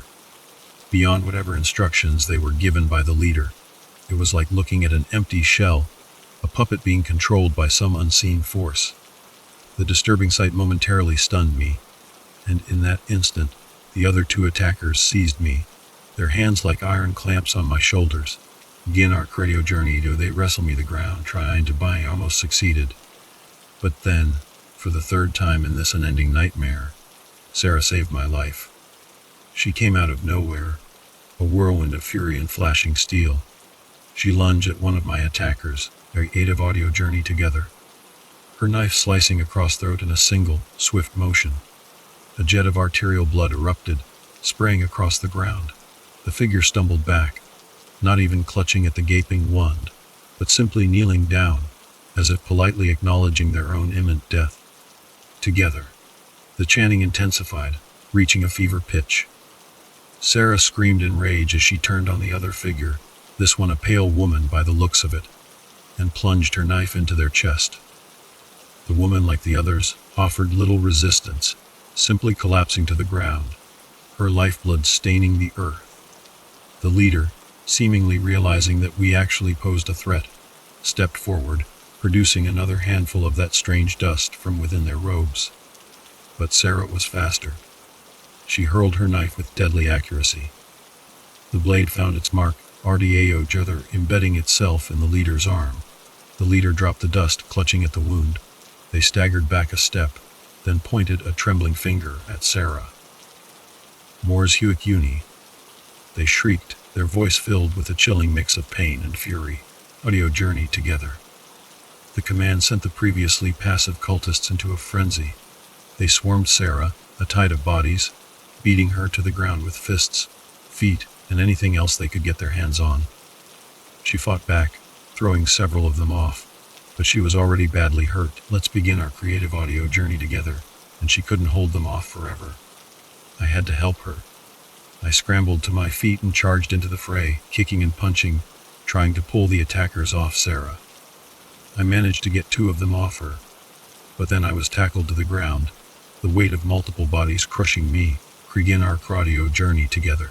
Punches and kicks rained down on me, a relentless barrage of pain. I thought this was it, that we were both going to die right there, on that godforsaken mountaintop. But then, through the haze of pain, I saw it, a large, undisturbed pile of that strange, multicolored dust.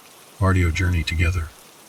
Lying on the ground where the leader had dropped it with a surge of desperate adrenaline, I reached out and grabbed a handful of the dust. I didn't know what it would do, but I had to try something.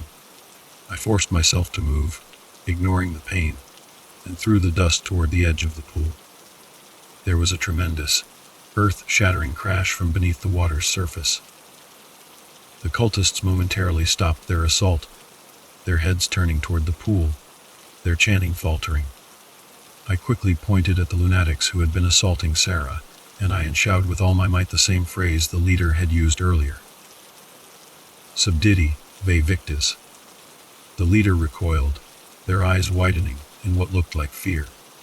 And then, to my utter astonishment, the bodies of the cultists around Sarah and me were wrenched into the air, lifted off the ground by some unseen force. They were flung toward the pool, their bodies twisting and contorting in unnatural ways. A few of them seemed to escape the pool, audio journey together. Those that were lifted high into the air fell back to earth with sickening thuds, their limbs akimbo, their bodies broken. I heard the distinct crack of bones snapping, the sickening crunch of a skull impacting rock, and, in one horrific instance, The unmistakable snap of a neck breaking. Creative audio journey together. I collapsed to the ground beside Sarah. She was badly beaten, covered in blood, but she was still breathing. I couldn't move her, not in her condition. So, I just held her hand, waiting for the inevitable, expecting more of those rogue freaks to descend on us at any moment. But as I looked up, audio journey together, I saw the leader make a strange sign with their hands, and then, one by one, the remaining cultists began to vanish, disappearing into thin air. The water in the pool started to recede, draining away as if a plug had been pulled. Then, to my horror, the dace with our friends still on it began to sink back into the water, disappearing beneath the surface. Finally, the leader, the orchestrator of this whole nightmare, vanished as well, leaving us alone on the mountaintop. We were alone, surrounded by the bodies of our attackers. Let's begin our creative audio journey together. Covered in our own blood and theirs, we're gone. Our friends were alive, but utterly and completely alone. It's been over a year since that night. A year since our lives were shattered on that godforsaken mountain. I've tried to write about it before, tried to put the horror into words, naughty journaler, but I just couldn't. The memories were too raw, too painful. Every time I tried, I'd end up staring at a blank page, my hands shaking, my mind reeling. But I can't keep it bottled up anymore. People need to know. They need to know about the dangers lurking in the hidden shadows of Mount Misery. Sarah survived, against all odds. We were found by a park ranger, of all people. He seemed genuinely clueless about the madness that had taken place. He said he'd found an abandoned campsite, our campsite, and followed a trail leading up the mountain. He found us there, broken and bloodied, but alive. We were in such bad shape that Sarah had to be airlifted to a hospital. Out of fear and paranoia, I asked him if he was working with any of the park rangers here named Kyle or Jessica. EO journey together. He had said that no one was currently posted there by those names and that the station had been closed down for over a year. Those first few weeks were a blur of hospitals, doctors, and worried faces. We talked a lot, Sarah and I, about what happened. We tried to make sense of it, journey together, to piece together the fragments of that nightmarish puzzle. But it was like trying to catch smoke. The harder we grasped, the more it slipped through our fingers. We couldn't believe the insanity of what had occurred, begin our audio journey together. And we left out the most unbelievable parts when we told our stories to the authorities. How could we expect them to believe any of it? They wouldn't. They couldn't. They believed that our friends simply got lost in the wilderness. Since their bodies were never recovered, begin our creative audio journey together. No definitive statement was ever made. They told us that, unfortunately, when people go missing in the wilderness, recovery is very unlikely after a certain point. They said it could happen to even the most experienced campers. But they don't know the truth. They don't know what we know. But what did we really know? We had no idea where they had taken our friends, or where those deranged cultists had vanished to. We had no idea if Ben, Chloe, and Maya were still alive, or if they'd been sacrificed to some unholy power. After months of physical and emotional recovery, audio journey together, after countless therapy sessions and sleepless nights, Sarah made a decision. She was going back. She was going back to that mountain. I begged her not to go. I pleaded with her, tried to reason with her, but was no use. Sarah is, without a doubt, the most stubborn person I know. Let's begin our audio journey together. Once she sets her mind to something, there's no changing it. She's determined to find those demonic fanatics, their leader, and, most importantly, our friends. If they're still alive, she's going to find them. She just keeps saying she needs to try. I know I can't stop her, audio journey together, and the thought of her going back there alone. I can't let her do that. I don't think I have the courage to go back there myself. The idea of returning is almost more than I can bear. Returning to those nightmarish woods, that impossible mountain, and facing those horrors again. Either it makes my blood run cold. But I know I have to go. I can't let her go alone. I have to do it for her, for our lost friends, and maybe, just maybe, for myself. To prove to myself that I can face my fears, that I'm not just a broken survivor, haunted by the ghosts of the past. Maybe we can save them. Maybe we can find some answers. Or maybe they're lost forever, trapped in some unimaginable hell. There's only one way to find out, even if it costs us everything we have left, so I'm leaving this account, this testament to the horrors we faced, our creative journey together, in the hope that it might help someone else. If something happens to us, if we don't come back, maybe this will be enough. Maybe someone will read this and understand the truth. But in the meantime, whether we return or not, please, for the love of God, stay away from Mount Misery, creative audio journey together, especially on Walpurgis night. Don't make the same mistake we did. Don't go looking for answers in the darkness, because they might still be there, waiting. Sarah's getting ready to leave soon. She's been training, preparing, hardening herself for what's to come. She's not the same person she was before that night. The trauma, the loss, the injury, they've changed her. There's a darkness in her eyes now, a shadow that wasn't there before. But there's also a fire, a burning determination that won't be extinguished. I've been trying to prepare too, audio journey together. In my own way. I've been researching, digging into old folklore, trying to find anything that might experience what we experience. Most of it is just nonsense, fairy tales, and old wives' fables. But some of it is unsettlingly similar to what happened to us, audio journey together. Stories of ancient rituals, of sacrifices made to dark powers, of gateways to other dimensions. I don't know what we'll find when we go back. I don't know if we'll survive. But I know this, we can't run from our demons forever. Sometimes you have to face them head on, even if it means staring into the abyss itself. We leave tomorrow, on the anniversary of that terrible night. 1 year to the day since our lives were forever changed. 1 year since we lost our friends. 1 year since we came face to face with a horror beyond human comprehension. Journey together. We're going back to Mount Misery. And this time we're not running. We're hunting. The air was thick with tension as Sarah and I stood at the base of Mount Misery, the imposing peak looming over us like a silent, watchful giant. It was a year to the day since our ordeal, and the mountain seemed to exude an even more menacing aura than before. The wind whispered through the trees, carrying with it the faint, almost imperceptible sounds of the forest, rustling leaves, snapping twigs, and something else. Journey together, something that made the hair on the back of my neck stand on end. Was it chanting? Or just the wind playing tricks on my mind? We were armed this time, better prepared, or so we hoped. Sarah had her trusty hunting knife, now hung to a razor's edge, and a heavy-duty flashlight. She'd also insisted on bringing a modified can of hairspray and a lighter, her makeshift flamethrower, a grim reminder of the horrors we'd faced. I carried a sturdy hiking staff, which doubled as a weapon in a pinch, and a backpack filled with supplies, first aid kit, energy bars, water, our creative journey together, a compass, and a map. Not that the map had done us much good last time. We started our ascent, the familiar trail seeming both alien and intimately familiar. Every rustle in the undergrowth, every shadow that danced in the periphery, sent a jolt of adrenaline through me. We moved slowly, cautiously, our senses on high alert. Sarah, despite her injuries, moved with a practiced grace, her one good eye constantly scanning our surroundings. As we climbed higher, the landscape began to change, the trees becoming more twisted and gnarled, the air colder and thinner, Marnie together.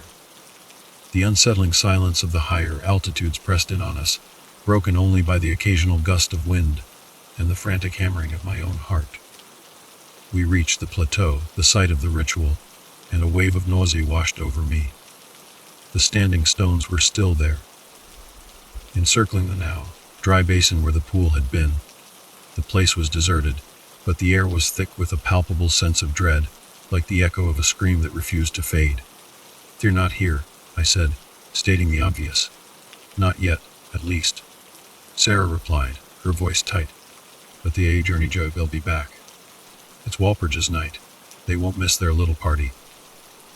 We decided to set up a hidden observation post, a small crevice in the rock face overlooking the plateau. From there, We could watch and wait. As darkness began to fall, the temperature plummeted. Our journey together, we huddled together for warmth, sharing a meager meal of energy bars and water. Hours crawled by. The moon, a sliver past full, cast long, eerie shadows across the plateau. Then, just as I was starting to think that maybe, just maybe, they weren't coming, I saw them. Figures. Emerging from the tree line, their forms silhouetted against the moonlit sky. They were robed just like before, and they moved with that same unsettling, fluid grace. My heart hammered in my chest. I gripped my hiking staff, my knuckles white. Sarah beside me was a statue, her one eye fixed on the approaching figures. There were more of them this time, dozens, maybe even 100. They gathered around the standing stones, their chanting growing louder, more insistent, more terrifying. The leader, the one with the headdress, emerged from the crowd, our journey together, and I felt a surge of hatred, hot and course through me. Then, the chanting stopped. The leader raised their hands, and the crowd fell silent. A hush fell over the plateau, so profound that I could hear the blood rushing in my ears. The leader turned toward the dry basin, creatio journey together, and I saw them produce a small, intricately carved wooden box. They opened it, and a cloud of that familiar, multi-colored dust billowed out. The ground began to tremble. The dry basin started to fill with water, the liquid rising at an impossible rate, as if drawn from some unseen source. Let's begin our creative audio journey together. A stone dais, the same one we'd seen a year ago, emerged from the center of the newly formed pool. This time, there were no burlap sacks. Instead, 3 figures were led forward, their hands bound, their heads covered. They were pushed onto the dais, and as the hoods were removed, my blood turned to ice. It was them. Ben, Chloe, and Maya. They were alive. They looked different, thinner, their faces gaunt and pale, their eyes wide with a mixture of terror and a strange, unsettling emptiness. They looked hollowed out, like shells of their former selves. Our journey, but they were alive. We have to do something, I whispered, my voice choked with emotion. I know, Sarah said, her voice hard, but we need a plan. We can't just rush in there. As if on cue, the leader spoke, their voice amplified by the strange acoustics of the plateau. Journey together. Tonight, they boomed, we offer these sacrifices to the old ones, that they may grant us power and passage to the other side. The crowd erupted in a frenzy of chanting and movement. The leader raised their hands again, and the water in the pool began to churn. We couldn't wait any longer. Distraction, Sarah said, her voice low and urgent. I'll draw them away. You get to the dais, get our friends. What? No, we do this together, I protested. There's no time, she said, already moving. Just go. And Alex, she paused, turning back to me.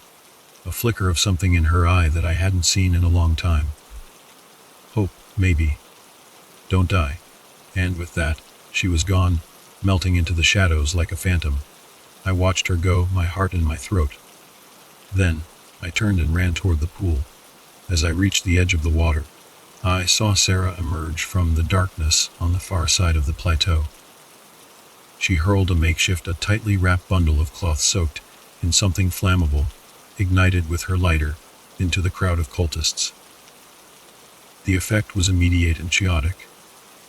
The bomb exploded in a shower of sparks and flame, scattering the robed figures, their chanting turning to screams of pain and panic. Taking advantage of the distraction, I plunged into the water. It was icy cold, but I barely felt it. The adrenaline coursing through my veins drowned out everything else. I swam toward the dais, my muscles burning, my lungs screaming for air. I reached the platform and scrambled onto it, gasping for breath. Ben, Chloe, and Maya looked at me with wide, vacant eyes. Together, they didn't seem to recognize me at first. It's me, I said, my voice trembling. It's Alex. We're getting out of here. I quickly set about untying their bonds. Their skin was cold, clammy to the touch. As I worked, I saw movement out of the corner of my eye. The leader was striding toward the dais, their headdress askew, their face contorted in rage. They were chanting, their voice laced with fury, and the water around the dais began to churn again, rising higher, forming into grasping, watery hands. I pulled out my hiking staff, my only weapon.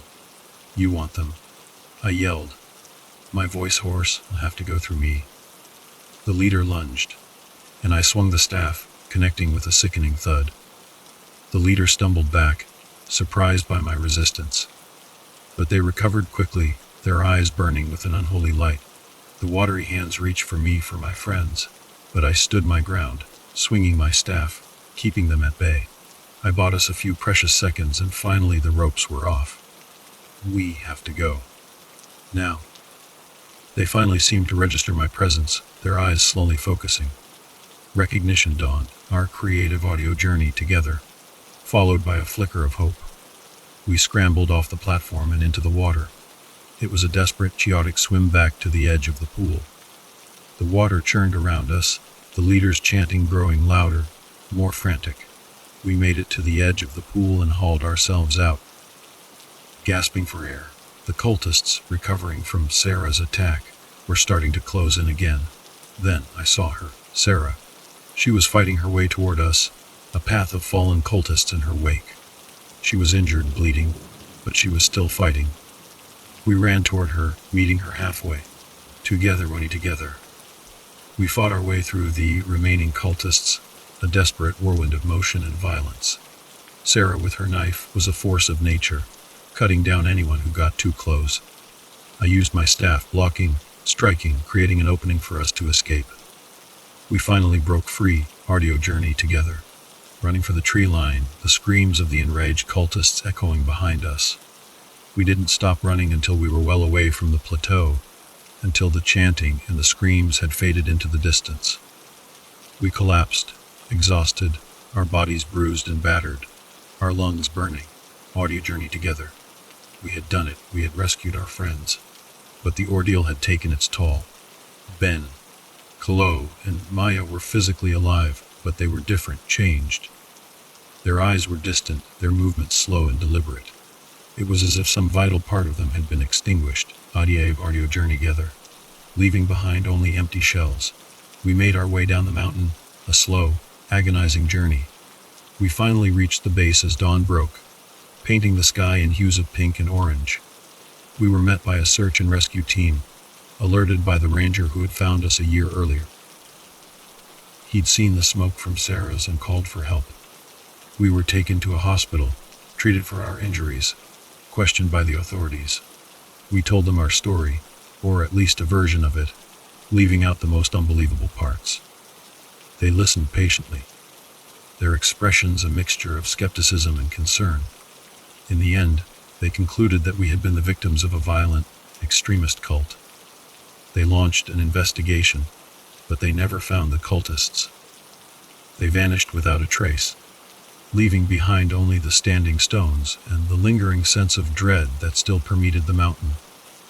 Ben, Chloe, and Maya were never the same. They underwent extensive therapy, but the trauma they had endured had left deep, irreparable scars.